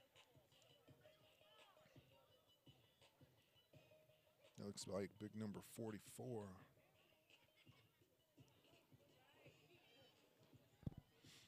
So now it's going to bring up a 4th down and 9 with about 5 minutes left in this 3rd quarter.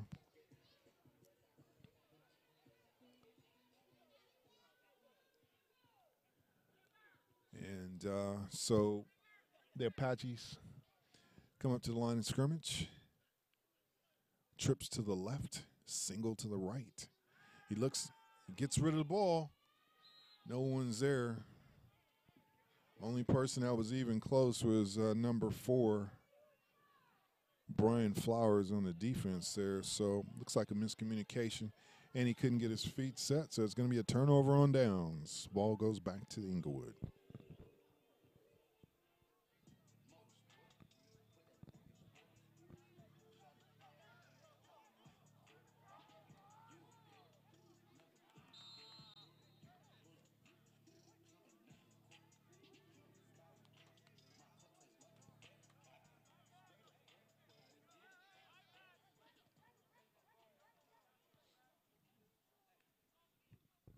Okay, folks, we're back with about 4:42 left in the 3rd quarter.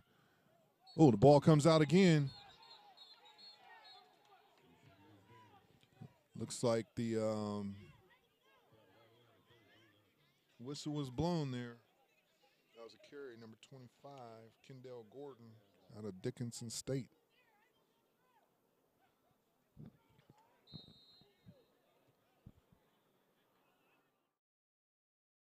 Wow, so 4:15 left in this one, the 3rd quarter at least. And look at that. Looks like that ball, at any rate, says the ball was down. Ball was down. So we come back, and we have twin receivers to the right. He has two backs in the backfield this time, which is a little unusual. Hard count.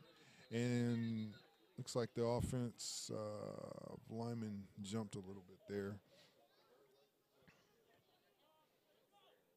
Big Edgar Rosales out of Oklahoma, Panhandle. So that's going to push him back a little bit.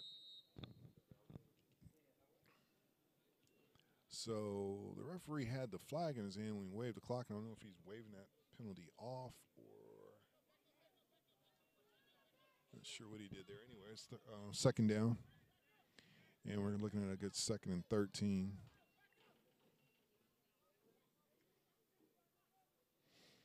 Curtis Perkins, number 7 for the Apaches. He's worn a black uniform. And that's Big Manny Wright getting his paws all over the running back there. So what he's doing, he's eyeballing that. He's in a, looks like a zero tech for the most part, but he's shooting that gap hard. And so they'd be advised maybe not to go back there again, but we'll see. But he looks ready, poised and ready to make some more plays here. So many of you may remember wide receiver Devin Gage out of Mount Sac Community College, very storied program here in Southern California, and he's brought his talents here, and see what happens here. So at any rate, looks like we have a whistle on the field and a timeout, so it brings it down to 2:35 left in the third quarter. Timeout, Apaches.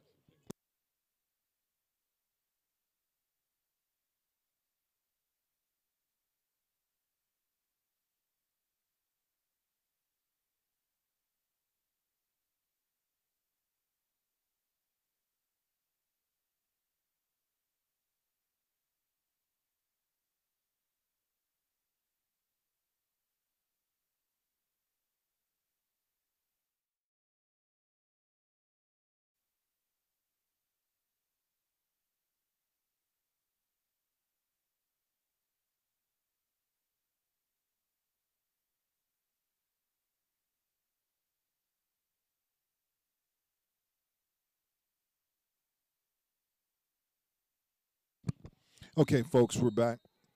Inglewood has the ball, 2:35 left in the third quarter.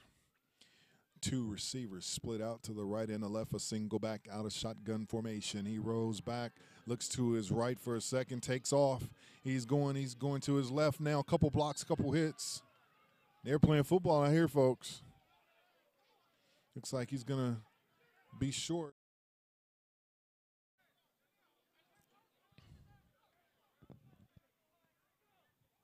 They all go back to the huddle. 2:10 on the clock.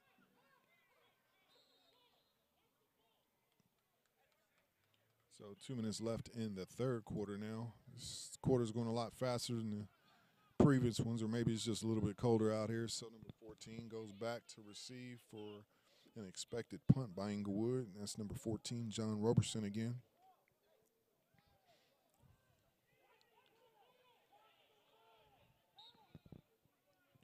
So this is a short. They are within 5 here.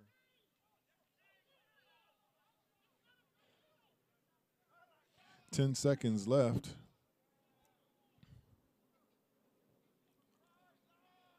Five seconds. 4, 3, and there's a delay of game. They had plenty of time on that one. So it's going to be a delay of game. I would say he wanted more room, but I don't think he needed it. So number 48 is going to back up a little bit. That's Robert James out of Pasadena City College. So we have a lot of players representing a lot of different local schools here, and also some schools well outside of the area, to include the quarterback being from Utah State. But we do have Compton College represented here. Anyway, ball's up in the air for the punt. It's a short punt. They're probably going to call that one off, and that's going to roll out of bounds. Looks like at about midfield there. We'll see where they mark it. And that is exactly where they mark it, right there at midfield. So the Apaches get the ball back, 50 yards to go. So as I was discussing a moment ago, as we have about 52 seconds left in the third quarter here, you have players representing North Dakota State, Mount SAC, very storied program here in Southern California, North Carolina State, University of Idaho, University of Kansas, Texas A&M Commerce, Saginaw Valley State, L.A. Pierce College, Compton College, again, the University of Houston with Big Roy Otis, East Los Angeles College with Brian Williams. We have a couple folks from the SWAC, HBCU, Grambling State is Moye, as well as number 20, as we discussed a little earlier, Taro Alex. So anyway, we're back to the left, single receiver to the right, back is off to the right. And looks like they have man coverage down low. Actually, he has some help from the safety. He's going to try to get the ball off. He's rolling. He gets the ball off, and it's another drop, folks. And, you know, he put a lot on that ball. And I'm not saying that it has to be a softball or, you know, but it's one of those things you have to catch it too. It hits you in the hands. But, you know, you have to have touch at this level as well. You know, be able to put the ball in his hand and let him do some things. But that was a bullet. And it's right at 40 seconds left in this quarter. And as we go down the list a little bit more, we were looking at some of the Blackhawks and different colleges that they've gone to.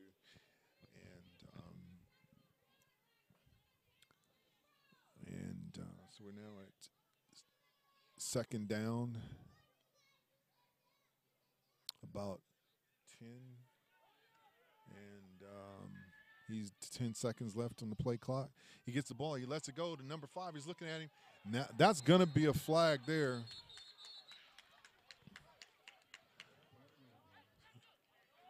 So he turns around.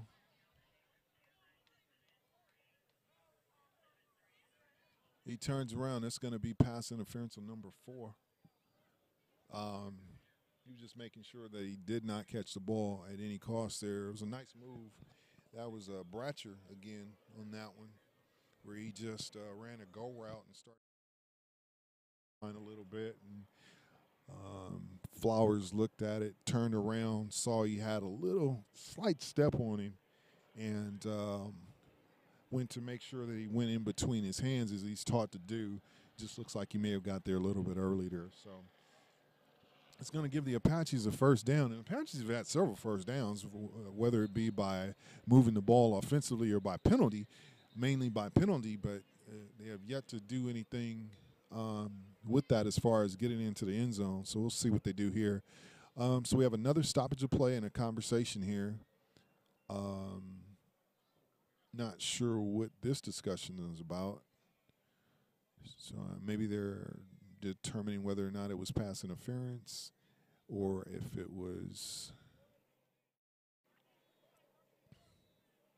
Not sure what they were discussing there. It looked to be pretty clear there. Flowers is making sure that the offensive player didn't score, and that's what he's taught to do.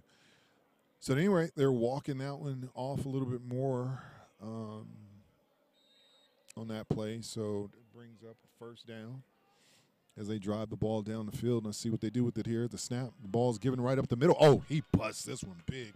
And he slows down to adjust his feet, and that's the end of the quarter. I mean, he's quick as a hiccup there. It's 28. Brandon Childs there. So they have a quarter left. Let's see if they can build something into this drive. And we have a score of 14-0. That's the way it's been for a while. So it's 15 minutes left in regulation.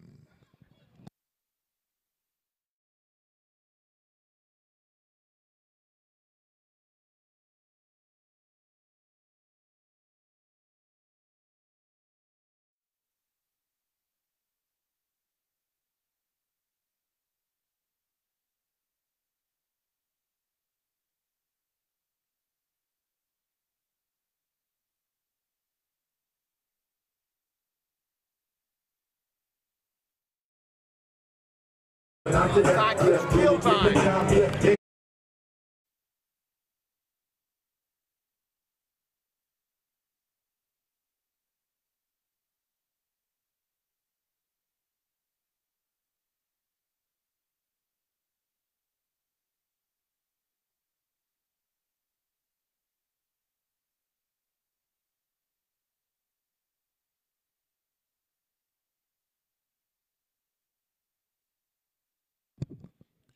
Okay, we're back, folks. This is a quick pitch. And linebacker Roy Otis tries to make the play there, and he looks like he's going to be out at about the 1 yard line. Roy Otis coming around the corner, tried to make the tackle, couldn't make it. Just a foot away there, and he takes it down to 1 yard line. That's number 28. That's their guy. That's Brandon Childs, Mr. Everything for him, so he's actually making plays there. So it's their best chance to get in the end zone with trips, diamond formation. He holds on to the ball. Oh, he holds that one up early. Touchdown, Socal Apaches. Well, the shutout is over, and actually I don't know that the Apaches have given up more than 14 points all year, so we're going to see what they're going to do here as far as going for 2, and it does not look like it. There's no real need to do it with a kicker, so their quarterback comes off the field. And 14-20 left in the ball game. There's a touchdown. Quarterback keeps it, goes right up the middle. That is Bernard Porter. So we have 14-20 left.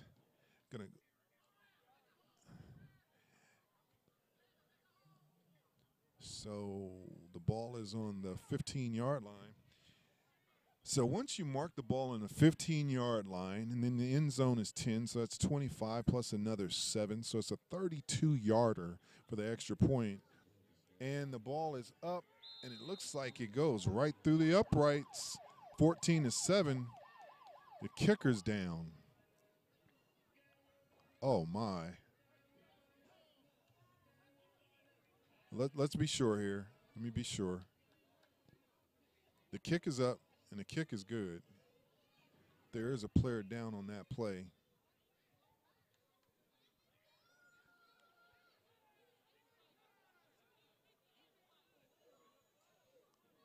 We're going to see what happened here, and it looks like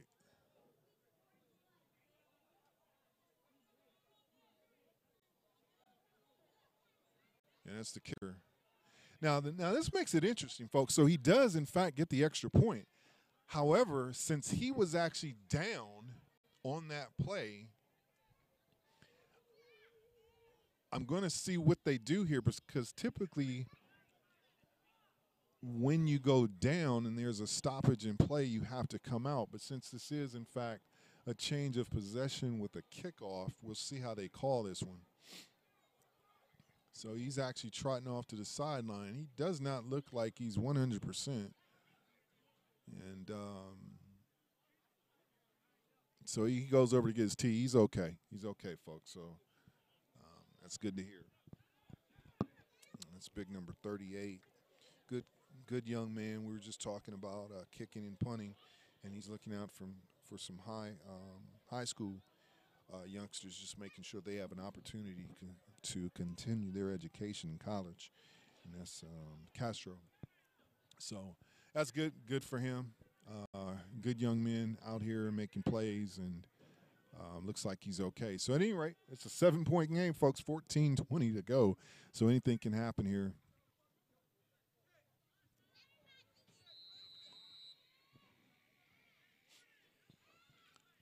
So everyone's on the line. The ball is kicked. It's pumped up in the air. He lets it go again. They let it go again. And this is incredible. And that on that carry, on that return there is number 21. And we talked about him a little bit earlier. And that's unbelievable. They have 2 kicks that are perfect. They touch the ball and do not recover. So at any rate, number 21, Shane Boyle, actually picks it up. And I'm going to tell you now, I've seen him at, like I said earlier, at multiple levels. And the kid can go. He's a New Orleans kid, and he runs that way like many of those folks from LSU, Southern University, and all the other good colleges in that beautiful state of Louisiana. So he has a short gain there on the carry. He wanted me to make sure I said hello to his lovely family. And so we come back to action here. And that ball's given again to Terrell Alex. Now, I'm telling you now, the defense is actually going for the ball because he's shown that he may be prone to putting it down. And it looks like he got coached up at halftime, and he definitely held on to that one really well. And you can see he has at least 3-4 points of pressure on the ball there. So at any rate, they come back, shotgun formation again. Looks like a single safety for the defense. Corners are rolling back to give us to number 4, Brian Flowers, who has fresh legs. It's always good to see him run. And, ooh, they're over there hitting right now. And I did see a penalty flag on the play with about 14:33 on the clock.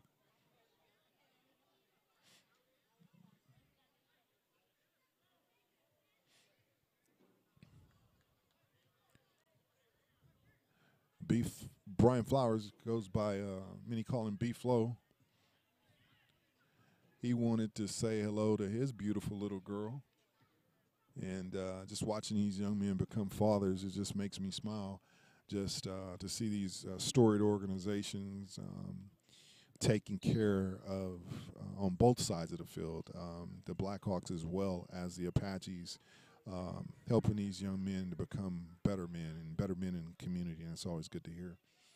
So it's about 13-22. Snap is given, and those legs are going.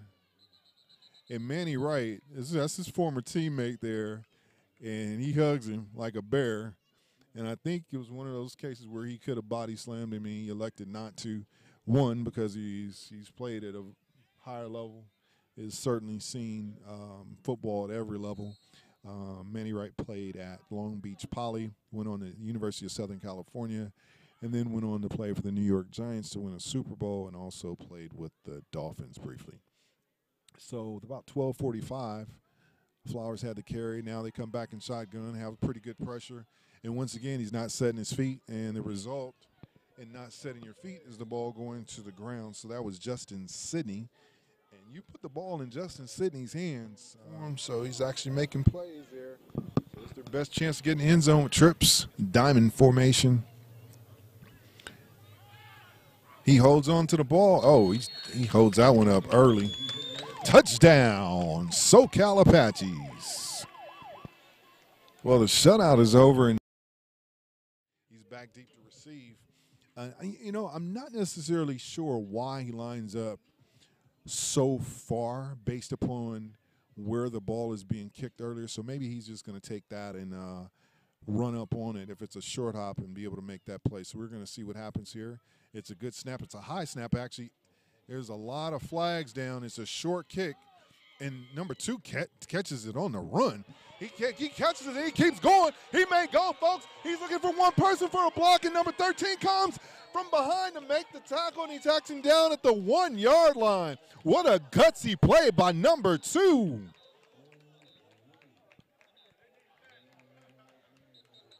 Uh-oh, helmet comes off. Bunch of flags on the play.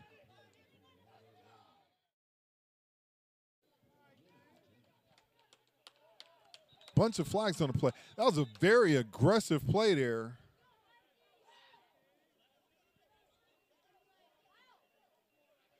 Very aggressive play there with 11:43 left.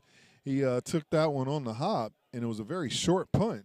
He decided to go ahead and field it and took off. And I'm going to say he ran about 44 yards before being taken down by number 13. We talked about a SWAC product earlier. That's Moye, wide receiver out of Grambling there on special teams, making the play. What a play. Looks like we may have an injured player on the field right now. So we're going to see what happens. So he's actually making plays there. So it's their best chance to get in the end zone with trips. Diamond formation. He holds on to the ball. Oh, he holds that one up early. Touchdown, Socal Apaches.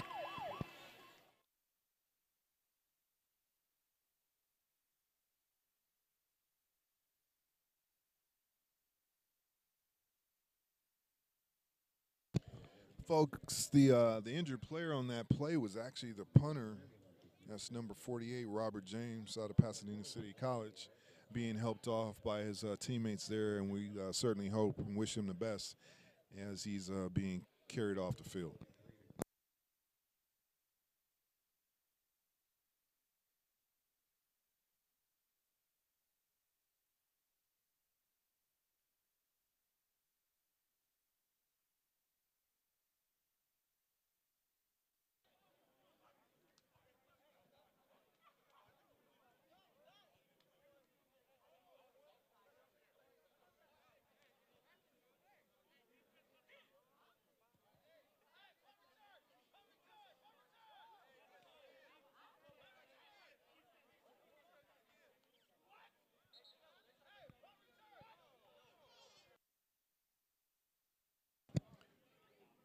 Well, folks, it looks like there must have been a penalty on that play, and I'm waiting for the preliminary call from the white hat here. So it looks like they were calling if I saw that sign correctly, they're saying run the clock, but they're still trying to determine who should be on the field and who shouldn't. Now they're saying stop the clock. Stop the clock, please.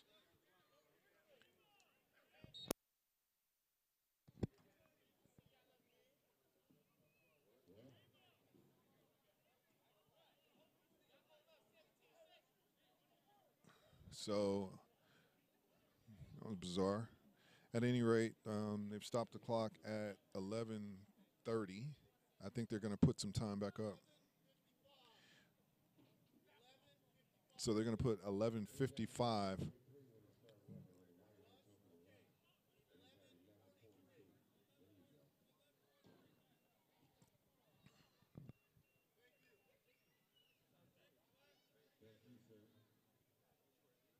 So 11:43 is actually going to be. So 11:43 is the time that's going to be put on the clock. So it looks like the Apaches are going to get another opportunity to return the ball. So that's a flip in the field, folks. When you look, they actually had the ball down at the 1 yard line, and now they actually they're looking to punt or return again. And there's a lot of players going on and off the field. So we're going to get this sorted out here in a second and see exactly what the call is. But based, it looks like the defense is on the field now. So let's let them sort it out, folks, and because they're moving the ball back again. Now the ball is on the 42-yard line of Inglewood. And if that's a penalty, that's a big penalty to go from the 1 yard line. Wow, that's a 41-yard flip. So at any rate, the Apaches have the ball on the Inglewood 42-yard line, whereas they had it a moment ago on the 1 yard line after that return by number 2. So that brings up a first down.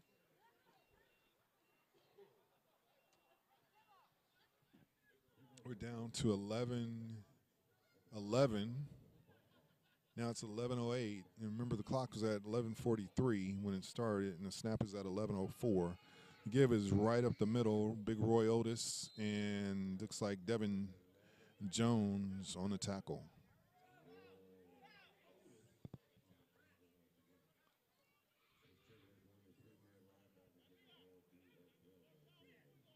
So 10:45 left in the ball game in regulation. Now the ball is still on the 42, so it brings up a 2nd and 10. So they go in trips to the right here. So the safety is a little high there, so this might be the look that they get. So it looks like that's what they were looking for. There's no way he gets it off, and he can't square his shoulders.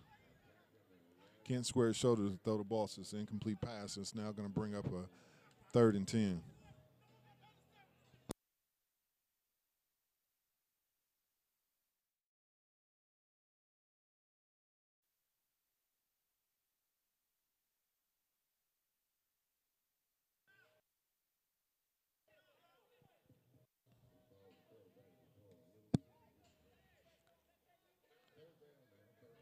So that pressure was pretty significant there. The clock is still running. We're down under 10 minutes now in the ball game. Now we're at 3rd down and 10 for the Apaches. They have a chance here. Let's just see what they do with it. Back is off to the left. That's who you initially look for. Quarterback rolls to his right.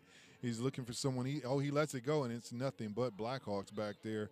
Now, I will say that the receiver was beyond 3 DBs there, or 3 defenders at least. But because he was on the run, he wasn't able to set his feet. And because of that, it's another incomplete pass. So it's going to bring up a 4th down and 10 yards to go for the Blackhawks. Excuse me, for the Apaches. 4th and 10 for the Apaches with 9:33 left.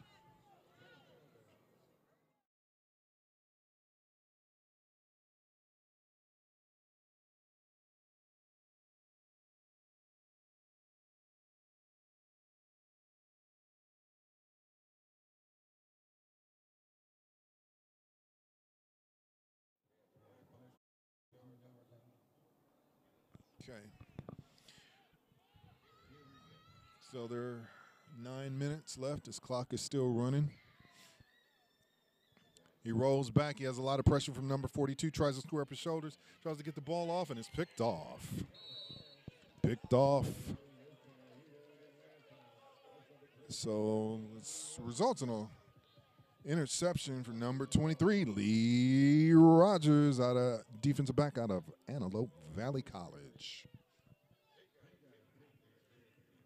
So now it is Inglewood's ball on the 24-yard line with 8:51 remaining in regulation.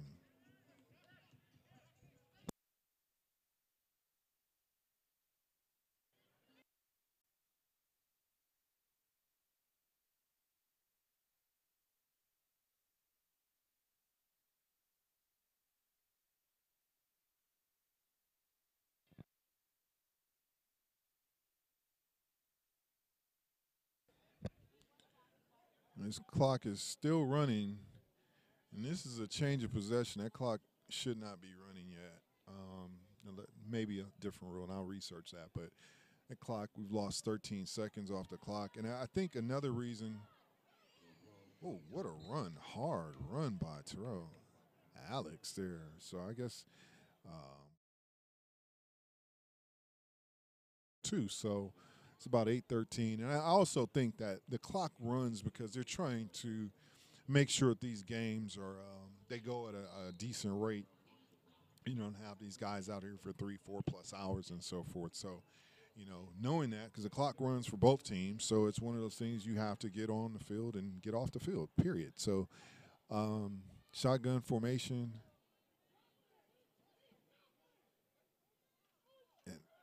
And he shot the gap there. There's a penalty flag on the play. Happens there. It looks like that's in the area of a hold. So we're going to see clock is stopped, 7:40 left. See what happens here.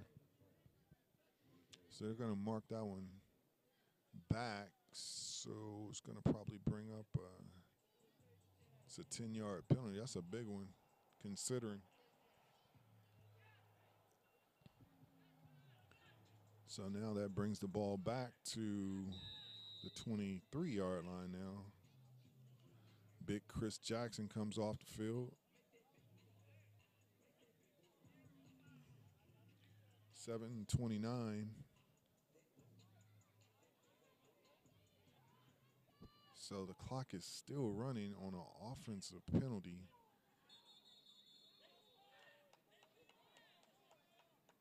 So we have a false start on the offense. Clock is stopped at 17:17 now. Excuse me, 7:17.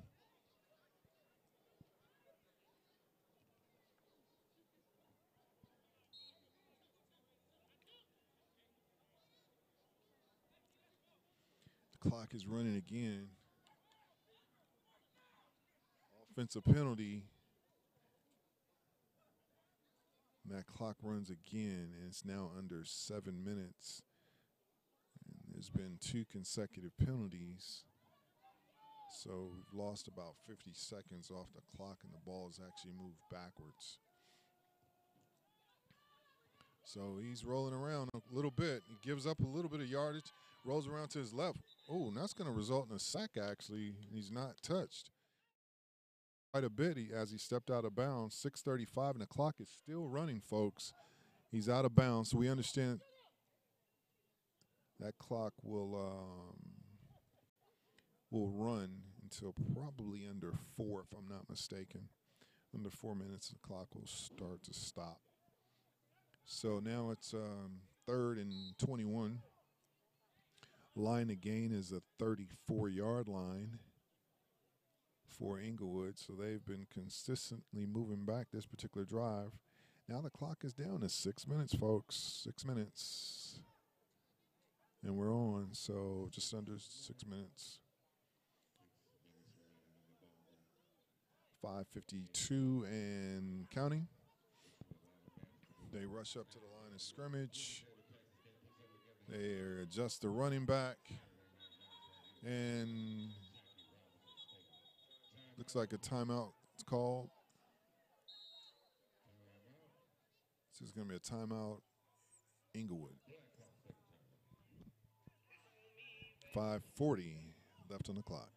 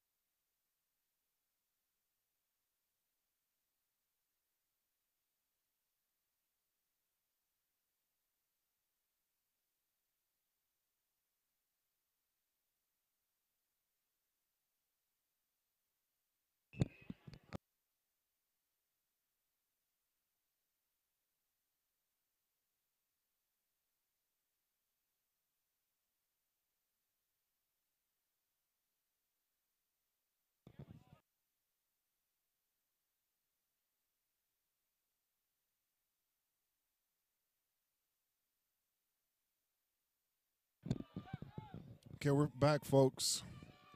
He rolls back. He throws it right over the middle. Oh, my goodness. Wow, that is incredible.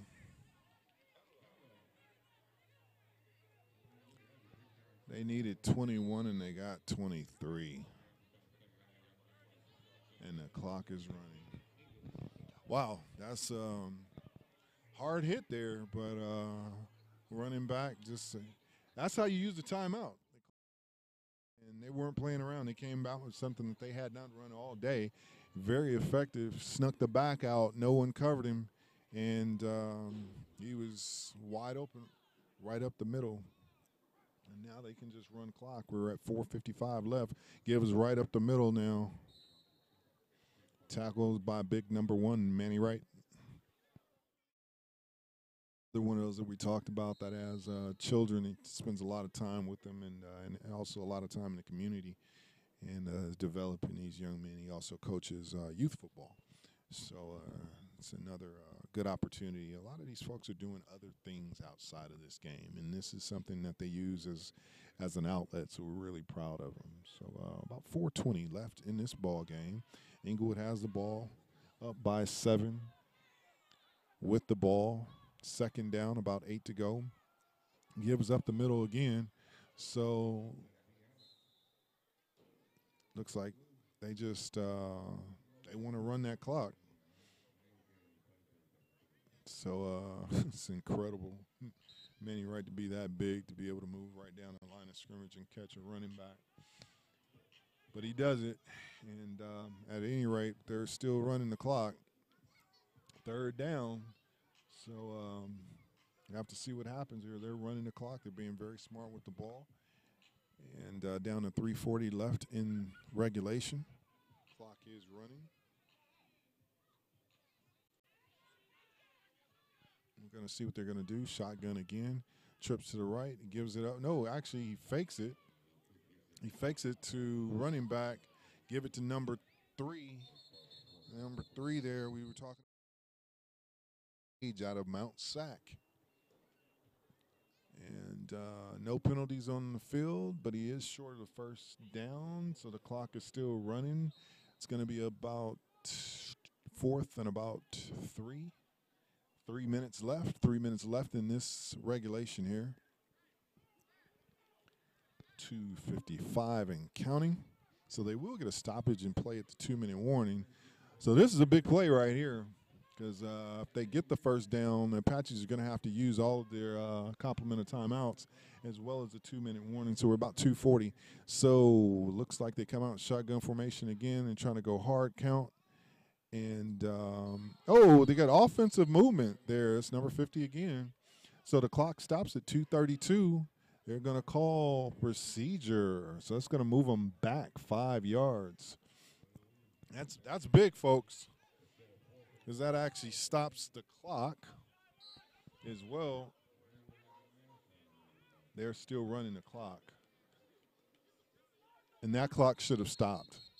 That clock should have stopped there. And the Whitehead has realized that and is now putting the clock back, or the time back on the clock. Looks like they're going to put about 2.5 minutes on the clock here. And it should start on the snap.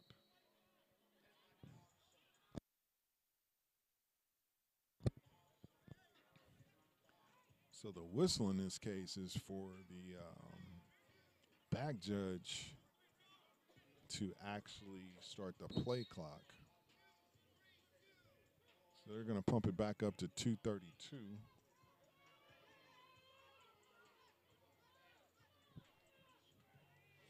So it looks like they're going to bring the punt team on. But if you know, and if you've ever played against Inglewood, you know they always have something up their sleeve on special teams play. So now they actually take another penalty. So it's ball is now on the 36-yard line with 2:32 left. So the clock still won't start until the snap. So both teams have an accurate count. Let's see what they do here. So now it's about 4th and 13. And there's a penalty flag on the play. They're going to call offsides on the defense more than likely here. So we're going to see what happens here. I'm pretty sure they may call offsides on the defense, which really won't make a difference from the perspective of the ball positioning. It's all dependent on the call. And it looks like the preliminary indication is offsides. However, it was a 4th and 14,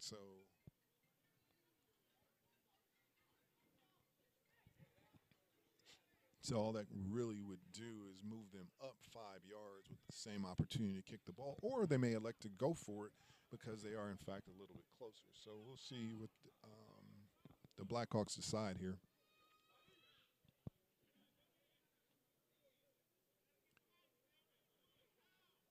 And they decline. So Inglewood declines that, so they just take the result of the kick. So this may be the last series that the Apaches will have this ball. They have a timeout left, maybe 2:23 left in regulation with the ball. So they also have a 2-minute warning. They have an opportunity to take advantage of.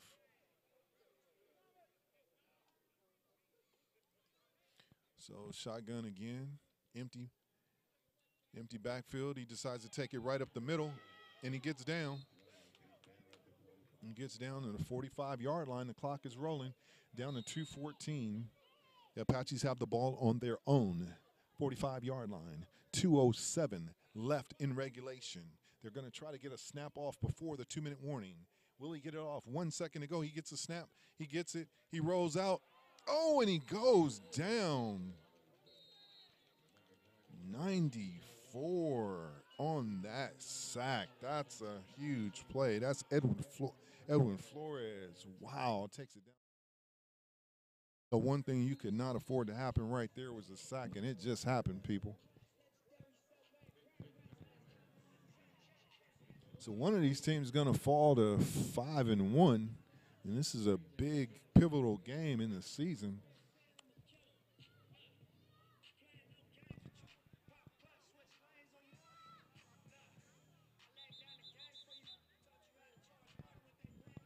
So there's a timeout on the field for the 2-minute warning.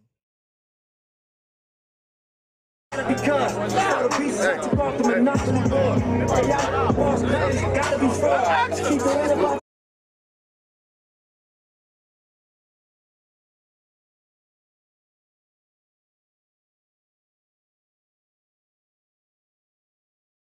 Five Bears tonight.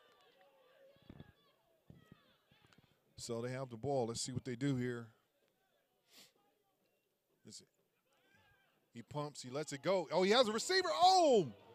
And there's a penalty flag. Oh, my goodness. There's a penalty flag. They're going to call defensive hold there. Number 14 in on the route there. That's Roberson. And it looks like he was held up there, and they're going to call, it looks like a hold.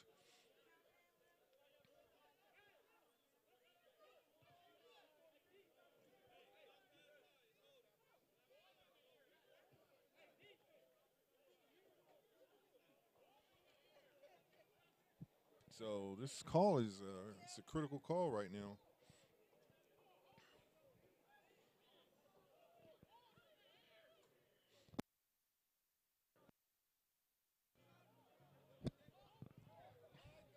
That's an interesting call there. They call a hold there. And it was a hold. I will certainly say he definitely held him.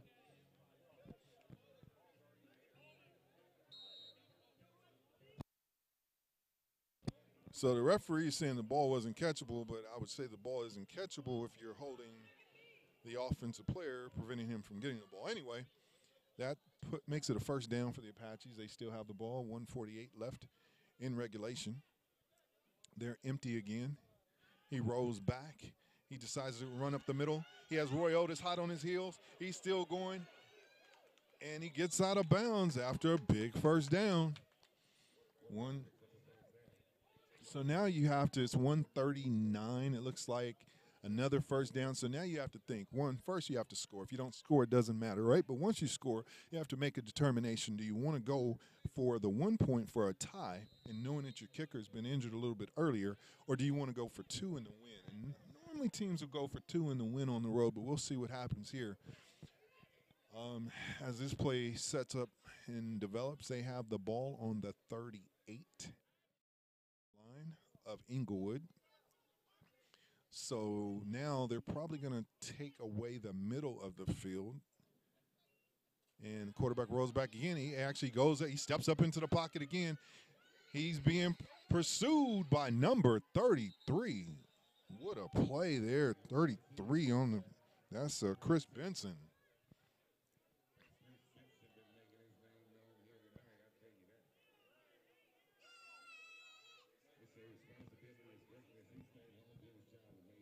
So 1:31 left, and that's going to be called a sack there. He lost 3 yards there. So Chris Benson with the sack. 1:31 left in regulation here. That's a big play. Cannot take sacks when you're driving the ball down the field. Now you have 40 yards to go for a potential scoring opportunity. Yep. Second down, 13. Now they cheat the safety over to the hash, and he rolls back. He sets his feet. He lets it go, and right off the defender's hands. Wow, that's a big play right there. So now that brings up 3rd down and 13. So now instead of worrying about the touchdown, what you're going to do, you need to worry about a first down and see what they're going to do. And we're going to see how the Inglewood defense sets up here with 1:24 remaining in regulation. So they have a play call. The clock has already been chopped, so let's see what happens here. Both teams have exchanged some players. They're getting players in and off the field on the defensive side. They're all set up. They have trips to the left, single receiver to the right, one back. He gets the ball off, gets some pressure from the middle. He lets it go. He has him open. He catches it. He may go. Touchdown! Socal Apaches. Wow, did he thread that needle on that play right there for a 40-yard touchdown? What a play.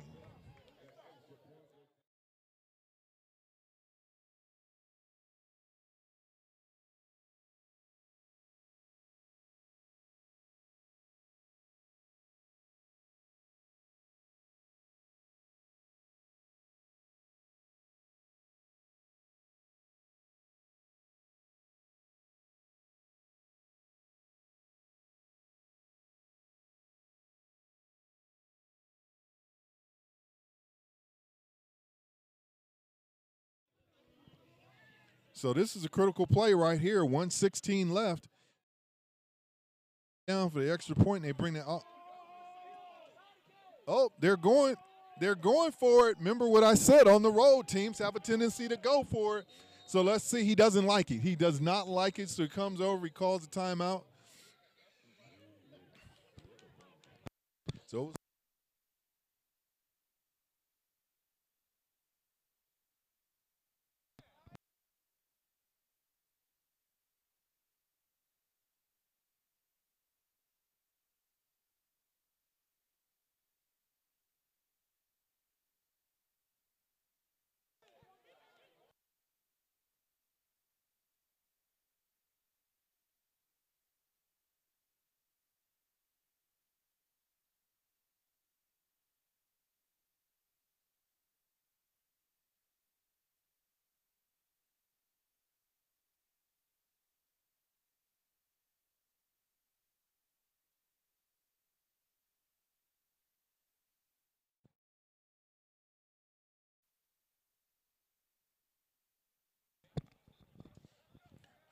well, folks, we're back, and that's why the folks get paid the big bucks to make these types of decisions.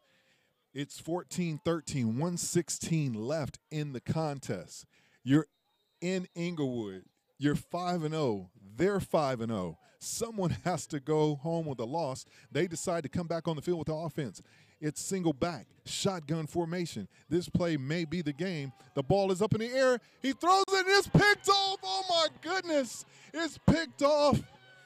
And he's running there looking to decide if they want to pitch it. And is that Big Roy Otis, number 11?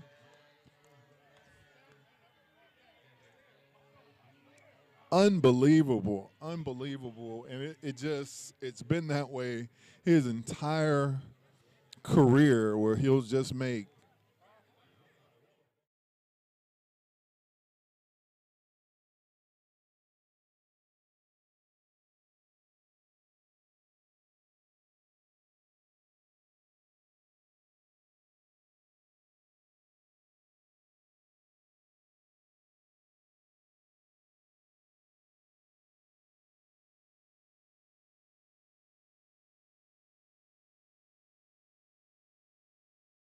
because you can return that for 2 points. So that could have made the game a 16-13 game versus a 1-point game. So not sure if that's going to make a difference either way here. We're going to have to – it's more than likely going to be an onside kick. And the funny thing is, the Apaches have been very successful, at least with their pop-up kicks today, as far as getting the ball up in the air and how it comes down. What they have not been successful on is the recovery portion of it. Blackhawks bring someone back deep, but I doubt very seriously they're going to kick this ball deep. Oh, Blackhawks football! That's the one that's here. That's how the deep dude, baby! This one is as far as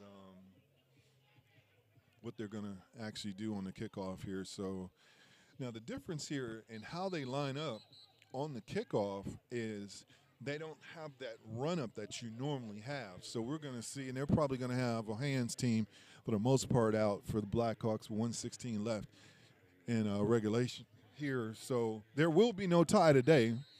I can pretty much guarantee you that just based upon the 1-point differential, Inglewood being up 14-13. So here's the kick. It's that pop-up kick again, so they're going to call a fair catch, which is, and he tackles him anyway. And I guess they elect to not call the penalty here. Once he calls that fair catch, he is not to be touched. They do call it. Yeah, there is a flag down. And you're not. Once he calls a fair catch, was actually a very smart play. That's exactly what you do in that situation. You're protected by that. That's what he did. He called a fair catch. And he was tackled on that. And I don't necessarily know that that's going to matter because I'm pretty sure they're going to go into a victory formation here. With 1:15 left in the ball game. And we'll see what happens as they sort this out.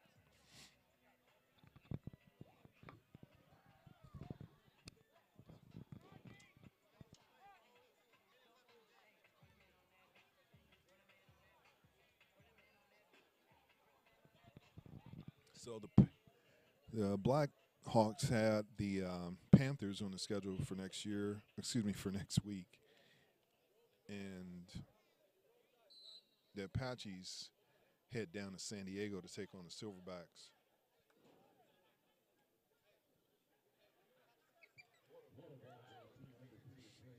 So the clock is running. They've already taken a knee. This one is an excellent opportunity for these young men. They're probably going to take a knee here. Another great Ldfl game of the week. 45 seconds left in the ball. Inglewood is up 14-13 over the Apaches with the ball, letting the time run down. 37 seconds and counting. And there is no real way to stop this one here. They're going to shake hands after.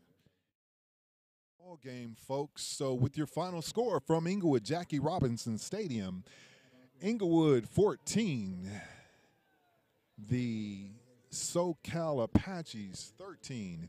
Once again, this is Grady Tucker coming to you from Highest Level Sports. Reach out to us at highestlevelsports.net for all your training needs. Once again, I'd like to thank the Inglewood Blackhawk organization for hosting a great contest between two undefeated teams.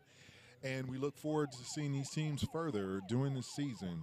Congratulations to the Apaches for a good season so far. That's their first loss. I'm sure they'll recover with that coaching staff. And we know there's a lot of places that you could be tonight, and we appreciate you here with us. Once again, final from Jackie Robinson Stadium, Inglewood Blackhawks 14, Socal Apaches 13.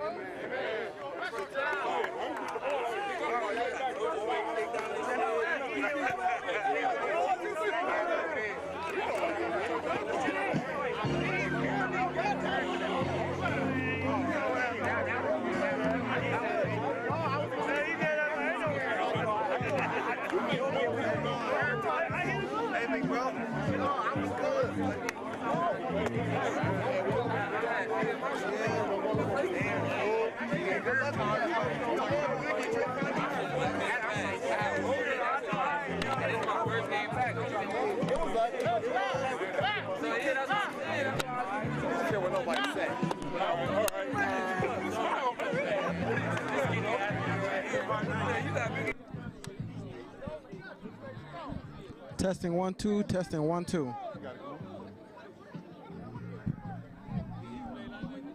Let me know when we're ready. It's already on. Damn, sweating on everything.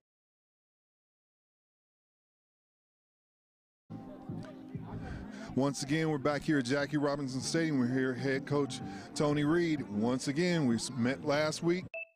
Had a good game last week. Came back this one. You said it was just another game. Yes, it was. Yeah. And how'd you feel about this one? Hey, to be honest with you, Apache. First of all, give credit to the Apaches and their staff. Great organization over there. But just the humbleness in me, they capitalized on our mistakes. We left 21 points on the field with fumbles and the whole 9 yards, but at the end of the day, you got to make plays. They came back, they made the plays in the second half, and you got to give them kudos, you know what I'm saying? But I'm still going to stick to my guns and say, hey, what they got, we put them in position to get. Absolutely. So what do you feel, what can you do as far as the adjustments to get away from the mistakes? How do you handle that in practice? First of all, we got to have all our personnel here. We're down 2 linemen today. But like I said last week, regardless of who's here, other guys got to step up. And I think if we did that, our running game was doing good, but we got to push the pile a little bit more, and that comes with more practice and repetition. And I think next week we'll be all right. Absolutely. It was one of those things where you maintain a 14-point lead, and typically with all of your teams, as I've watched over the years, once you get up by 2 scores, it's kind of hard to come back. Yeah. And it becomes, especially here in Jackie Robinson, you start to get that feel and that momentum starts to go. But you had a lot of players from previous teams that you've coached, and I was wondering how that dynamic was going to work, because they know your philosophy and so forth and your poise and how you handle things. Yes. And I thought, there were no negative interactions. The guys really got together, still community football and developmental football.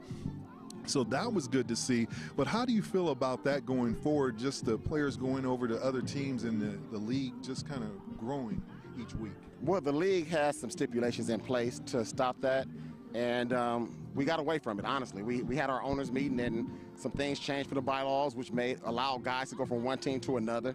But at the end of the day, regardless of who's on their team, I don't worry about if they know our signals, know our plays, or whatever the case may be. It's 11 on 11, and you got to stop us, and I don't think any team out here can stop us. Absolutely. Well, that says a lot, and it looks like we're joined here by Agent 11. Good to see you, man. Very good to see you. Thank you again, Tony. And once again, we have Agent 11 here. What's up, man? Roy Otis. First off, Chuck, you ain't slick.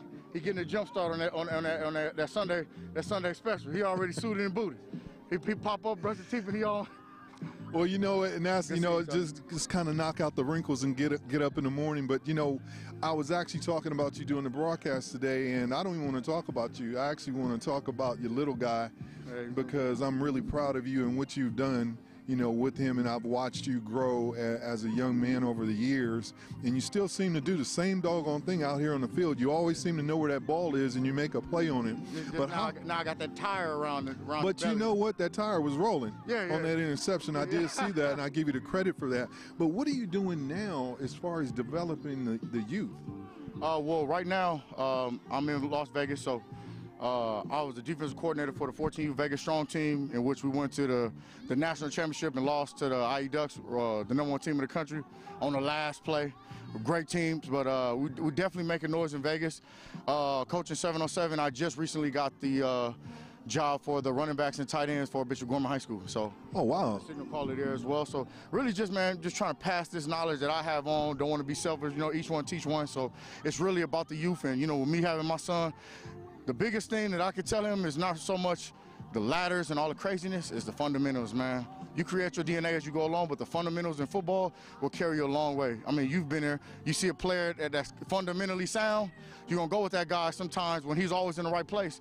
Sometimes you may not have the talent, but he's just not messing up. So that's one thing you just got to take. Put the work in, be fundamentally sound, and focus and stay on your craft. And you know, that's very funny that he says being fundamentally sound, because I actually remember with coaching with this young man, that's exactly what he did. And we called him Agent 11 for a reason, just because of some of the things that he did. But I'm so proud of you and seeing you going out there and helping these young men and so forth.